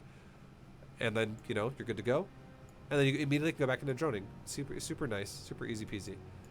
And then you could go into your style like you talked about, where you go like Hydralisk behind this. And you could do something that's like Roach Hydra, Ling Hydra Lurker, stuff like that. And your style would be super fucking solid. So also at this point, I think if there was like a DT follow-up or something to that, that would have killed me pretty badly as well. Is that something that I should have been concerned about in this game based on what I saw? DTs are always a possibility. I would say if you scouted his third base and you saw he was making like sentries and immortals and stalkers now, I would say less likely that it's going to be DTs. But in general, the easiest fix of all to deal with DTs is as soon as you have a layer essentially and you're ready to do like roach speed, get an overseer as well. Like always, and especially if it's council first, make an overseer pretty early, just one overseer pretty early after you get your layer done, and you know now you have detection against DTs. So if he goes DTs as a follow-up, you will just have mobile detection that will kill it. Easy peasy. And you would have done that instead of like spores or something like that. I would not make spores. No. I would only make spores before I'm fully saturated on minerals. Like all my once I get to the ideal drone count, you can make as much fucking static D as you want at that point and just remake the drones, and it's very insignificant at how much slower it makes you in terms of your overall build. But when you're at the stage when you only have like 40 drones and you make like 8 static D structures or like 5 static D structures, yeah, it's pretty impactful then. It's huge because your economy is not fully saturated. You want more of it. So it slows down your build drastically at that point. At this point, I would definitely rely more on an overseer. And I would only make static D if he was the kind of player that just never takes a third base for a long time. Kind of like what he did this game. But if it was actually valid why he did that, and it was something like he went for double Warp Prism, double DT drop, or some shit like that, where he actually went to a Dark Shrine, and he had 1 Prism warp in 4 DTs, and then a second warp Prism warp in 4 DTs, and he was doing like DT pressure on both sides until I had detection, and then he went double Archon pressure. I would totally make static D there, because he could totally, if he wanted to, phase in like 2 more DTs if he sees that he pulled my Overseer out of position, or if he kills my Overseer with a fucking Archon. And he's like, cool, I'm going to make a couple more DTs again and walk in your middle line again. In that situation, I would definitely make like 1 spine, 1 spore at every base. Because and the reason why that is justified is I am fucking my own economy up to get really defensive play here. But he cannot have a good economy as well if he's going to go for 8 DTs and 2 prisms and have multiple like aspects of cloaked units attacking me all over the place. And Archons and shit like that. Like, that would definitely warrant faster static D. Which has happened before. There are protesters who play like that sometimes. But if it's not something like that, you definitely don't need spines and spores early on in the game like this.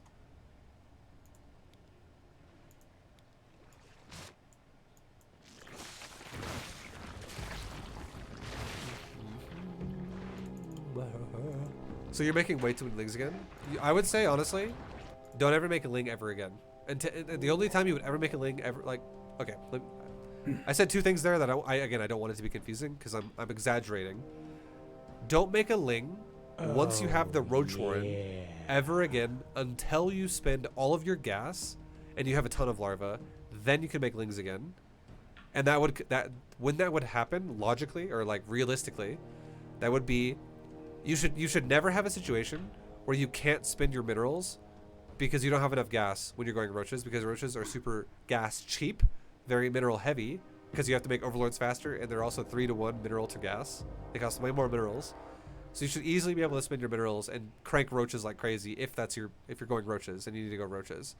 If you're ever realizing, oh, I don't have enough gas to make roaches, it means you probably need to mine more than like 2 gases essentially. Like 3 gases could easily pump roaches off of 3 bases, unless you're getting like tons of upgrades in tech as well. Then you obviously need that's where your gas is. So if you're just pumping roaches, 3 gases can sustain 3 bases, easy peasy. 1 gas per base. Now, realistically, when you want to actually make lings, it would be if you're going to go for like hydras as a follow-up, and you're gonna go for Hydra speed, range, upgrades off the Evo chambers, things like that. You're gonna get your tech to go into Hive or whatever. Let's say you have like 15 larvae and you just made 9 Hydras, and now your gas is at like 75. Like it's very low, and it's still building up, and you still keep making Hydras over time, but your gas keeps hitting like rock bottom. It's like you always hit like zero gas, but you still have larvae. That would be okay to make lings, but that is only because once you start going into upgrades, and once you start going into Hydras, which are more gas expensive per larva, that is justified to now add in lings. But it is never justified to make lings during the roach phase, because you should easily be able to afford roaches in the roach phase. The only upgrades you should even be going for in the roach phase, if you're under pressure, is ling speed. If you haven't gotten it already, which I mean you clearly did, you're opening ling speed build, so that's irrelevant.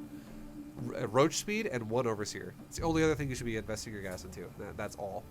Like, do not be going into an infestation pit. Do not be going into Bane Nest. Do not be going into Hydrogen. Do not be going into Burrow, Overlord speed, melee range weapons, or Carapace. None of this shit is relevant in the phase of the game when you're under attack in the early stage, if you're needing to make more roaches. It's just making more roaches with roach speed. And you could afford it easy peasy. So all these lings I see right here, it just doesn't make any sense for you.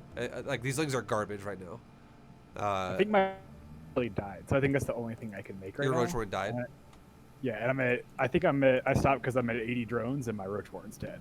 Oh, I think that's yeah. why. No, I know your roach warren died too, but that's again one of those things where, like, I just want to make sure this is something that you'll never do in the future either. And the roach warren dying, all that means is that you just weren't prepared when the attack happened.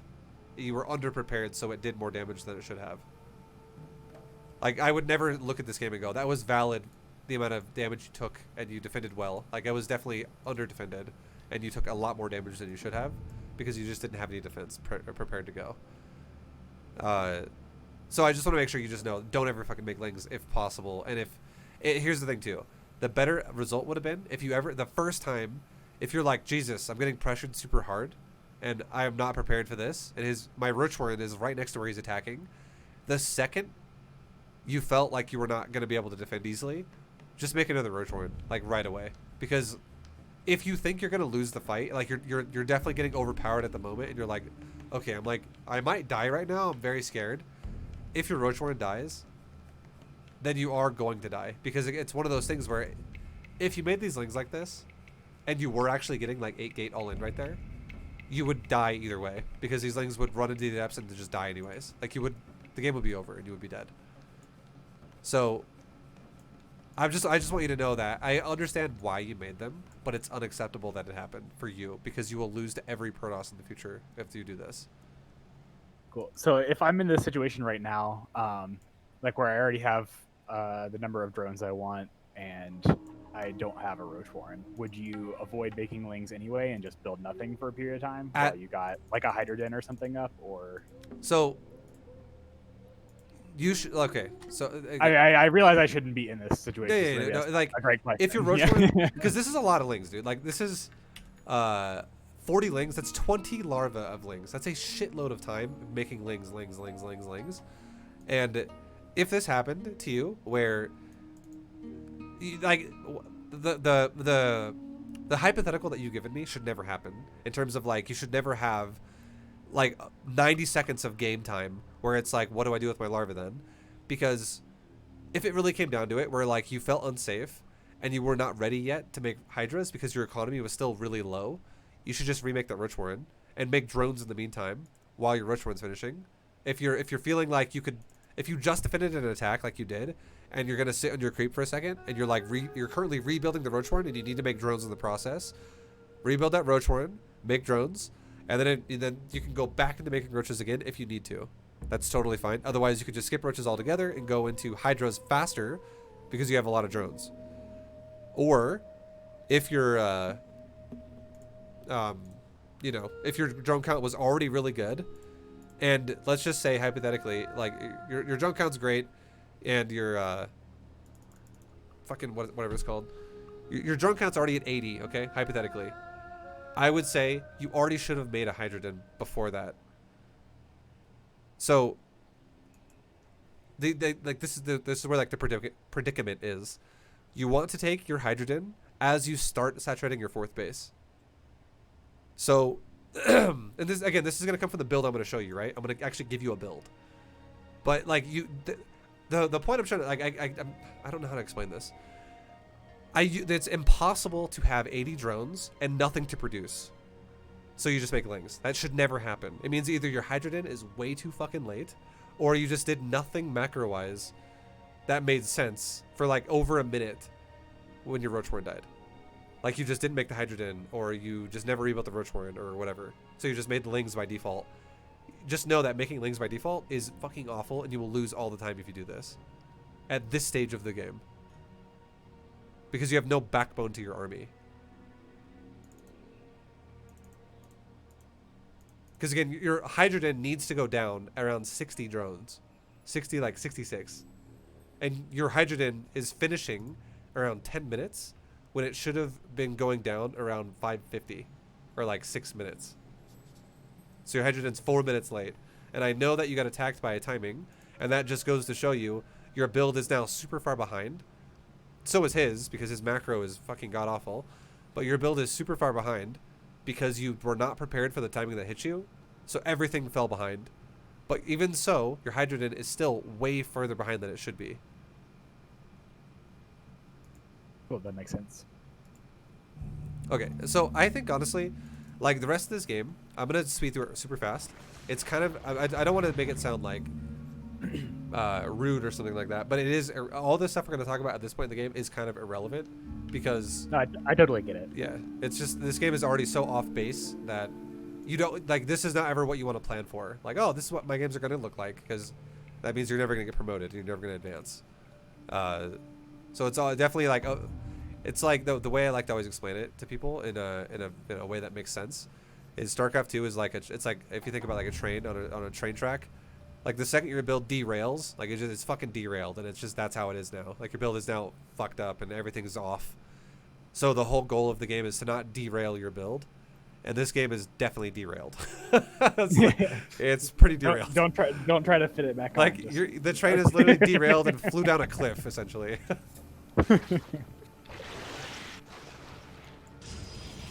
But overall, in general, I love the Lurker Din. The concept of what you're going for: Hive, Lurker, Ling, Hydra.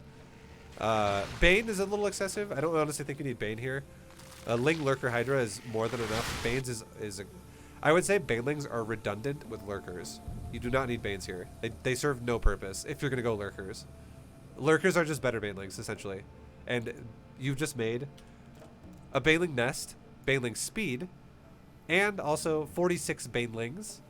And that is a shitload of gas that could have been Lurkers instead. So this could, like, in theory, this could have been like 12 Lurkers. So, you know, and then it could have just been like Ling, Lurker, Hydra. And that would be so much better against so many things that your opponent could be doing. Because here's the concept of Ling, Bane, Hydra to Ling, Lurker, Hydra. If you want to go for Hive Tech, and you want to go for a Lurker Din, you're gonna go for Lurker upgrades. You go for Ling, Lurker, Hydra. Also, if you're gonna go for Ling, Lurker, Hydra, there are 2 upgrade paths that are appropriate. Okay, these are the simple concepts I'm gonna explain. Just I want to make sure you know these, and you know will be good. But if you're gonna go Ling, Lurker, Hydra, you go Hive, you go range weapons guaranteed, because Lurkers are gonna benefit from range weapons really hard. So are Hydras, and then you have a choice for your second Evo Chamber upgrade to either be melee or Carapace. And in general, if your opponent's going for a Stargate build, Carapace is better. If your opponent's going for a ground-based army, like Robo units and Gateway units, melee is better. So, Missile Weapon, Melee Weapon, better against a ground army. Missile Weapon and Carapace, better against a Stargate army. With Lurker Hive Tech upgrades. With Ling, Lurker, Hydra. That is how that style is played. If you want to go for Ling, Hydra, Baneling, that is a layer-focused build. A lot harder. And you do not take your Hive Tech until you have control of the game, because Ling, Lurker, Ling, Hydra, Baneling is all about early pressure, faster than normal. Like, it's supposed to be quick pressure that does not allow your opponent to do whatever they want. If you sit here on a maxed army with banelings, you are playing this style completely wrong. Going for melee upgrades as well with baneling style is great, but if you're going to go Ling, Baneling, Hydra, always go melee missile weapon. It's always melee and missile weapon. Melee missile, melee missile. Do not get Carapace. Carapace does literally nothing for you with banelings and zerglings, because, and here's why. There are so many units Protoss has: Archons, Adepts, Immortals, Storm. All of these, Zealots is the one thing that, we'll talk about Zealots in a second here, but all the other units I just mentioned, Archon, Storm, Adept, Immortal, these units, what they all have in common is that they have their breakpoints at how fast they kill a Zergling does not change based off of how many Carapace upgrades you have. If you have 0 or if you have 2, your Lings die exactly the same speed either way. Like, for instance, what I mean by that is an Archon will one-shot a Zergling if you have level 1 Carapace, level 2 Carapace, level 3 Carapace, or 0 Carapace. It will always get one-shot by an Archon. A Storm will do the same damage either way because it pierces through armor. An Immortal will always two-shot a Zergling regardless of Carapace upgrades. Like, these things don't change if you have Carapace or if you don't. So it's pointless. Now the only unit that matters if you have Carapace from a general Protoss army is a Zealot. A Zealot actually gets reduced. Like, it could take a Zealot 3 hits to kill a Zergling. If it's identical, so a Zealot can kill a Zergling in 3 hits if a Zergling has equal upgrades to the Zealot in terms of weapons to armor, or if the Zergling has more armor upgrades than a Zealot has weapon upgrades. So Zergling is in the advantage here. It will always take 3 hits for a Zergling to die. It'll never take 4, it'll take 3.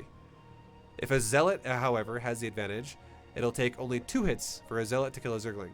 So the difference is 3 hits or 2 hits for a Zealot to kill a Zergling. Now that's a pretty big deal if it's just Zealot versus Zergling, but the reason why this is irrelevant is because you have Banelings. And if you have Banelings, the Zealots are just going to die. Like, if the Zealots charge into the Zerglings, they all disappear because you have Banelings. So it does not matter if you have Carapace at all. So if you play the style of Ling, Bane, Hydra, it needs to be all weapon upgrades, missile and melee. And what this does is it increases the power of which you kill his army faster, and it increases the power of how fast you kill his base, which is what you need to be doing. It's all about not letting the Protoss expand and starving him. So if you play Ling, Bane, Hydra and you sit there defensively, the style does not work properly and it will feel so weak. So it's all about constant aggression, constant aggression, constant aggression. Ling Lurker Hydra is better overall, especially like Ling Lurker Hydra is just better once you have access to it because it's more stable for late game. It has more power in the late game. Ling Bane Hydra does not have much power in the late game. It gets shit on. Like, if you get stormed 4 times, your army is just dead. So like you're just gonna walk in like a wet noodle and do nothing. So hopefully that conceptually for those styles, hopefully that makes sense. So you're kind of playing both at the same time. You're going for Lurkers and going for melee Carapace, which you're getting access to Ling Bane Hydra with full upgrades with melee, and you're about to go Lurkers as well. Like, it's just too much of everything all at once. When all that really does is it means your build's gonna do nothing because it's just too much wasted time of so many ways. Okay.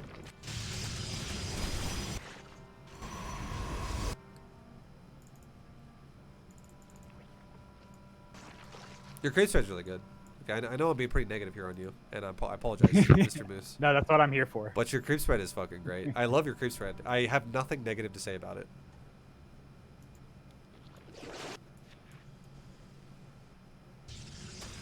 Alright. Then... yeah. Like, I'm gonna slow it down here. So, you killed a lot of his army, and now he's got Sky Toss. So, and the only reason why he has Sky Toss is because, again, you're still going Ling Bane Hydra at almost 16 minutes. And that is, you know, Ling Bane, you need to be attacking him by, like, minute 7. Or, like, minute 8 with this style. So, you've definitely missed the window of opportunity for this to be worthwhile. And at this point now, if you're going to stay ground army based, the best thing you can do against carrier is if you have like carapace upgrades and missile weapons, because again, that's what Lurker pairs better with. You could be going for Hydra Lurker with one of two options, or both if you really feel froggy. But you could make Hydra Lurker Spore Crawler, you can make Hydra Lurker Infester, or you can make Hydra Lurker with Infester and Spore Crawler. And what the goal would be is your creep spread's great, but you find out where is his expansion, where do I want to set up a siege on his base. Like for instance, top right would be a great choice because your creep is like already touching his base essentially, and he's got units right there and a base right there. You could build spores, not directly at it, but maybe build spores at like that middle right base that's getting attacked by zealots right now. Build like 10 spores, uproot them all, and root them all now near that pylon, near the Protoss's 5th base on the right side. That's like right next to the creep. Root all the spores in like a box over there, and then put your lurkers around it to siege the base, and have your hydras inside the spore crawler ring. And if you have lurkers zoning out High Templar, and you have hydras and spore crawlers killing interceptors with carapace upgrades, you're gonna fucking destroy his army. And then on top of that, if you actually add infestors as well, not required but really good, you could fungal growth his interceptors to kill them even faster. And you could also even do a microbial shroud on top of your hydras because you're staying on ground army versus carrier. That is how you could play this style against Protoss. It's all about starving his economy. And if you don't want to do that, the best way to do this then would be, because it's so late in the game, you should be going into Carapace Corruptors like you are. Like that also would work. But now it would make me go, you know, like you're still going Ling Bane Hydra. You know, it's just a lot of missed opportunity essentially, and it's allowed the Protoss to get like a massive footing in this game that's just like super stable, which he shouldn't have if you're going Ling Bane Hydra. Okay. So do you think going straight into like Ling Hydra Lurker as soon as I had, I guess as soon as the attack had gone away? Yeah. Would that have If been your plan is to make a Lurker Den, you should have gone for 80 drones like you did and make roaches to get there safely. And then as soon as you start making hydras, you've literally stopped making roaches. Ideally, you want to stop making roaches with as few as possible because you're not trying to all in with roaches. You're just trying to absorb what you need to defensively with roaches. It makes zero logical sense to go mass roaches if you're going to make mass gas and drones and mineral lines and shit like that. Because if you're gonna go mass roaches, it makes more sense if you're going to all in with that, and you're not going to make a hydrogen period. You're not going to make upgrades period other than roach speed and maybe like tunneling claws, and you're not going to make all your gases. You're just going to stay on like 4 gas, 3 mineral line with like 58 drones or something, and just max out on roaches by like 7 minutes. If you want to go mass roaches, that's how you go mass roaches. Because if you were to go mass roaches and have, instead of 7 minutes for a max supply army, you're maxing out at like 9:30 with all your tech, and then you're going to do a 9:30 attack with roaches. Well, you're going to feel like roaches suck ass then, because you're going to be like, why do roaches never do anything? And it's like, well, it's because the Protoss's army supply, when you're hitting it with roaches, is at 180. When if you would have done it in 7 minutes, you would have been at 110. So it's like a massive difference in how effective roaches can be if you actually wanted to go roaches. So that's how you would use roaches ideally. And the way you're using them is just for defensive purposes. So you want to make like 6, 12, something like that, and no more. Unless you're getting all in. Then if you're getting all in, yeah, make as many roaches as you can. If there's no third base ever, we talked about that earlier in the lesson already. And then you know, that's it. But ideally, it would be you're making a Hydroden as you're taking the 4th base. You're taking a Hydroden. So as you're done droning, the Hydroden should already be done, and you should already be having an upgrade also probably like halfway done.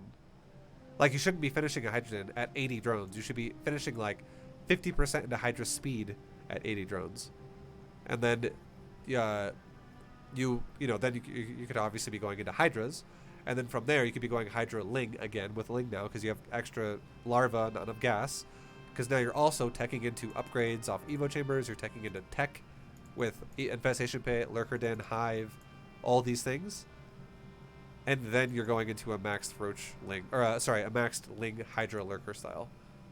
And that's how that would go. Makes sense. Okay. All right. So Ideally, let's we're actually like we're already at like a 2-hour lesson here, almost. Let's bump out of this and I'm gonna give you a build really fast, okay?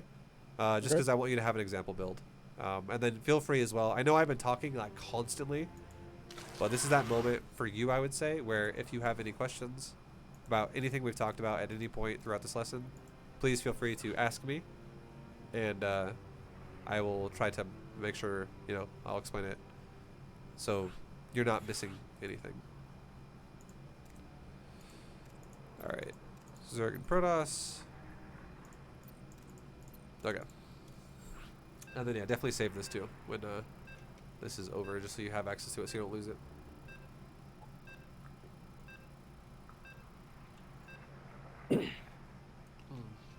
How you doing, dude? I did pretty well. Good. I'm happy to hear it. Makes me happy that you're happy. Excited for the long weekend. Nice, dude.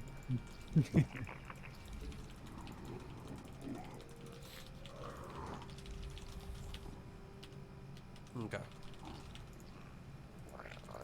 So, oops, I made another drone. Whatever. I'll just do a gas trick to fix it. This is a cool little tip. If you ever, for some reason, accidentally go to 14 drones, just make an overload at 14, gas trick 1 drone out, cancel it, and your build's normal again. In case that ever happens to you.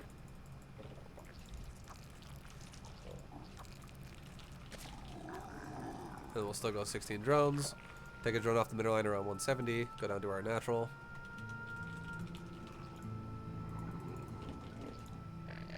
Now we'll be at our natural right at like about 300. Take our expansion. Drone up to 18.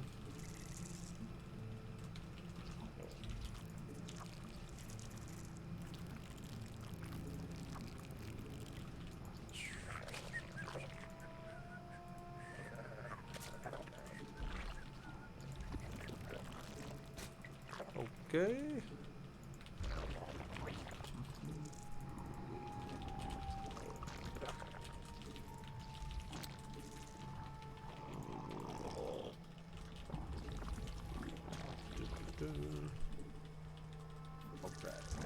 Alright, so now we got our sheep.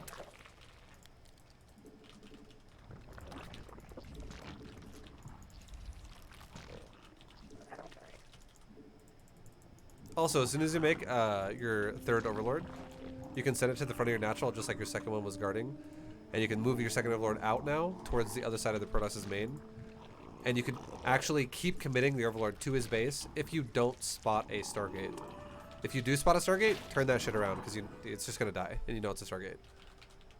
I usually do this like a similar thing that I do in ZvT, where I have the ring of overlords like looking for Hellions. I usually do that against Protoss too, but then just bring them back if I see they're gonna make a void raid or something. Yeah, exactly. Like it's great. Perfect. It's wonderful. It helps you spot adepts faster. It's nice, so you don't fuck your creep up and like accidentally make a tumor like as he's gonna kill it or something. Do you think that's a priority over like having vision of like the airspace behind your base or anything like that? For the beginning of the game, definitely, yeah. Yes. Newly birthed queen ready. Okay, so make 1 creep tumor, make a queen, and this is that moment again where like if we're scouting, let's just pretend. I'm gonna pretend there's an adept, okay? Like, oh, an adept's coming. I'll make 4 links. So this is like the build as if like I'm assuming an adept is on its way to my base.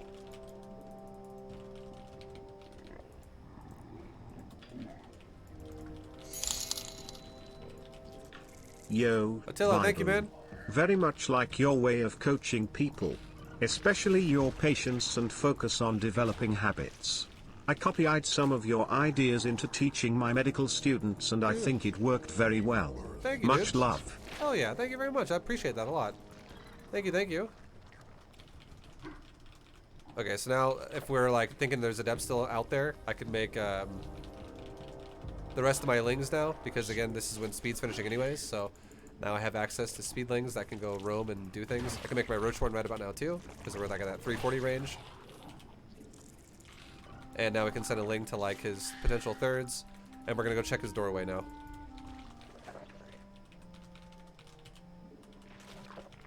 And this is ideally also when we want to be taking our lair. Newly Burst Queen ready.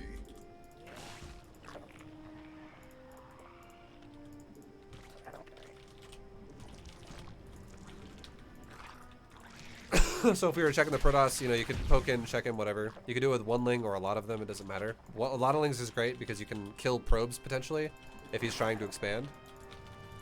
Okay, Roach Warren's done now, and our drone line is looking mostly saturated, so let's go ahead and throw in a couple gas, make a couple more drones just to saturate those gases. Now let's make 6 roaches for safety. Just 6. We have 5 right now, or oh, sorry, rather 4. So we'll make 2 more in just a second. 5, and 1 more. 6. Okay, cool. Now we're just going back to drones again. Saturate our gases. If And it was something like Stargate and I wanted to make like queens for voids or something like that, would I just take the gases later? Yeah, that's fine. Definitely want to just. Oh, what the fuck? I have 4 drones sitting there. You definitely want to just make sure you're prioritizing your larva as always. So if you feel like the extra cost of what you're doing, like Queen's Edition, is going to make you not able to afford your everything else, then yeah, that'd probably delay your gas a tiny bit more if it comes down to it. Okay, so I have an Overseer, I have Roach Speed, I have a Hydrogen started, and I'm starting my 4th. Do you prioritize the speed over the overseer? Roach Speed, yes. Always get, like, unless you 100% know it's a Dark Shrine, yes, get Overseer right away. One tell, I'm gonna pause it and say this really fast. One tell that you can tell a Protoss player is going to get DTs as a priority, and this is the only time I would ever say go for Overseer before Speed, would be if you watch a Protoss player build nothing out of their gateway or their core. Okay, if you're like flying over their base, and you know we're talking about like how, oh well, it finishes at 210 and at 230 since it's chronoed, a stalker is gonna come out or an adept. If he builds nothing out of the fucking gateway and the core, and you're like, okay, he's building literally nothing, and you fly further into his base, and then eventually, as you're about to leave like the gateway, it finally builds a unit, and as you get into his base, you see a Twilight Council that is like 30% done already. Or like 40% done already, because he just went straight up nothing into council right away. I'd be like, make that fucking Overseer first, because that is a huge tendency of someone who's like, I'm gonna make the fastest council ever. That's a DT player. That is totally a DT player. Other than that, don't worry about getting Overseer first. Okay. Swarm forces under attack. Okay. And now, if you saw, let's just say hypothetically you saw a 3rd base from Protoss, because you should have seen one by now, you could take your safety units like you have here, and you could literally, you know, check the front door or whatever. Checking the front door isn't as relevant once you have Hydras out, just so you know. It's just for the early stage. Like, what do I have to make? More roaches or more drones? That's really what you want to know. Okay. And then, once you get your 4th base saturated, that's when you want to explode everything. Like, that's when you explode upgrades. That's when you explode tech. That's when you explode everything that's, you know, going to be pairing with the Hydras. So now we have an infestation bit coming. We have double evos coming. We have a nice 4th base saturated. We are now making Hydras. And this game, let's just say there was no Stargate. Okay, this is a non-Stargate player. We'll go melee and range weapons. So this is like robo players with Immortals and Templars and Archons. Under attack. So we have upgrades coming. We have Hydra upgrades already done and another one on its way. We're always prioritizing Hydras first, Lings second. We have a hive started because the infestation bit just finished, and as we start the hive, let's start the lurker den. All my gas is spent, so let's make excess now on Zergling. And I would say let's get ready to take like another base because my main base is about to mine out, so we need another base. And this is how you play. This is how you would play this build. And now you have a great like creep spread defensively to work with. And at this point now, when you're like, okay, well I'm about ready to go attack, I'm getting really close. And I've been deflecting what Protoss has done to me so far, but I am going for a lurker style, which is late game. This right now, around 8 minutes, you're like basically maxed.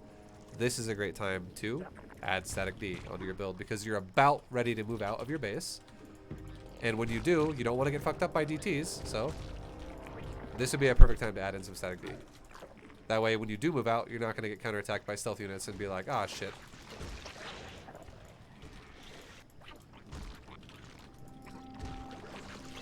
Okay, and now lurker den's done, so let's make a bunch of lurkers. Let's make like 8 of them. 8 lurkers is great. There you go. We got 8 lurkers now. And now we can make, again, back into lings.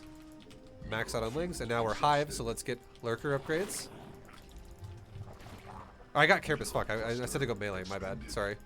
I literally even said to go melee in range because he's not going Stargate. Stargate is only carapace. Otherwise, it's melee. I don't want it to be confusing. And then, yeah, it's, you know, now we have a really fucking strong army at 9 minutes. So now, all we're going to do is we're going to poke around the Protoss's base and try to, we could do run-bys with Zerglings if we wanted to. Or we could do, like, for instance, you could do shit like this. You could take your Lings out of your group and go like this. Go, hey, Protoss, come over here. I'm a Zerg player ready to attack you in this location. And then the Protoss comes over here to fight you or whatever. Like, let's say you attack like his third, and you try to just run your Lings into his base. Because again, you have melee upgrades, so your Lings could seriously wreck a mineral line super fast. And shit like that. And then you don't overcommit your Roach Hydra, or your Hydra Lurker, but your Lings are very replaceable, and if they kill a bunch of probes, that's wonderful. And then you know you're getting melee level 2, range weapons level 2, other lurker upgrade, adrenal glands almost done. And you know, you're just keeping this up. And at this point now you could be like, just in case he goes Sky Toss, I could make either pathogen glands for infestors, or I could go into a Spire for Carapace Corruptors, that's totally fine. And you just keep the pressure on. Like this, with this style. You just starve him. You don't try to kill his whole base right away and just dive the natural. You kill outside, work your way in, and if you want to, you can pair killing outside, working your way in with counterattacks of Zerglings. That's all it is. It's very, very, very, very, very fucking strong in the mid game to late game. Because if you can successfully starve the Protoss, you are in a like super advantageous position that is basically unlosable. Like once you get these lurker upgrades done, which they're finishing like right now, your army power level is ridiculously high. It's super high. Because you can relocate lurkers all the time, like crazy fast. And then you have the ability to zone everything out, other than a disruptor. And if it's a disruptor, you can just be like, oh, a disruptor shot's coming. Up burrow, run away. It blows up, you go right back, you burrow. So how you feeling? That seems great. Any questions? I guess just could you go over the basics of what you would do if it was Sky Toss, since this example was for the ground army? The only difference would be what changes is you go Carapace like I was going for originally. You would just go, if it's a Stargate opener, you just go 2 Evo, range weapon, and Carapace instead. It's all the same, other than you get range weapon and Carapace. And if you feel threatened, if you feel like you're like, oh shit, okay, this is threatening on the air, you could add in 1 Spore per base, and also add in some more Queens. Like, I would say Spore per base is totally fine if it's like, if it's Oracle based or things like that. And more Queens is totally fine if it's Void Ray based. Okay. Yeah. And then if it's like Phoenix based, it's whatever you want to do. I would say honestly, a really good answer to Phoenix is add on like, do 1 Spore per mineral line and just have like maybe 2 spores between each base. So have like no matter where the Phoenix go between bases or at mineral lines, they're always getting shot by like 1 or 2 spores. So in total, you'd be making probably like 8 spores. But it would be, but here's the thing, if someone goes like Mass Phoenix, you go fucking crazy on drones. Like in general, you're going crazy on drones all the time. The general point is you know those safety units I just made where I made like 12 lings and I made 6 roaches?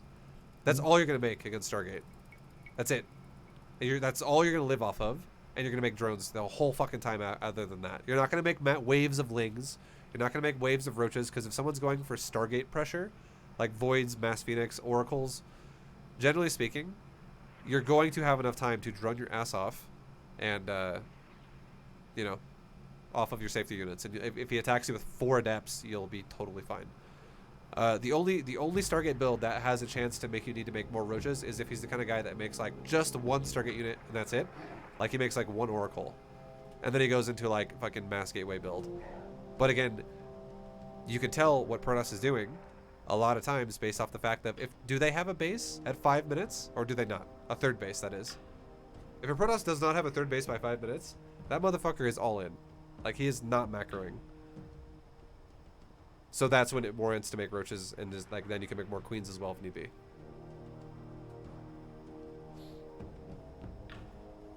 Cool. Thanks for spending the time with me today. Yeah, man. I hope it helps. I hope it makes sense. I know I talked a shitload, but that's why these VODs are great, because you can go back and listen to it as many times as you want to. And if something did not click this time around, I bet next time around you'll be like, oh shit. Now that I've been doing this build this way, that actually makes sense that you do that or something like that.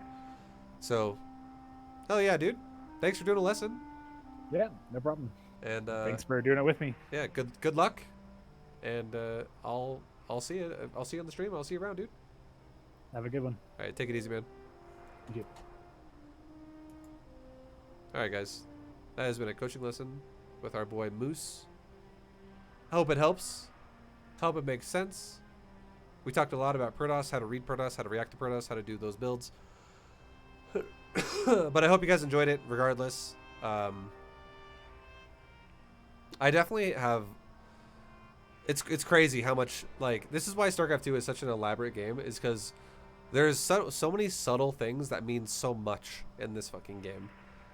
And I honestly feel like I could talk for another, like, 5 hours about subtle shit in that matchup. Like, all we covered was Council Opener.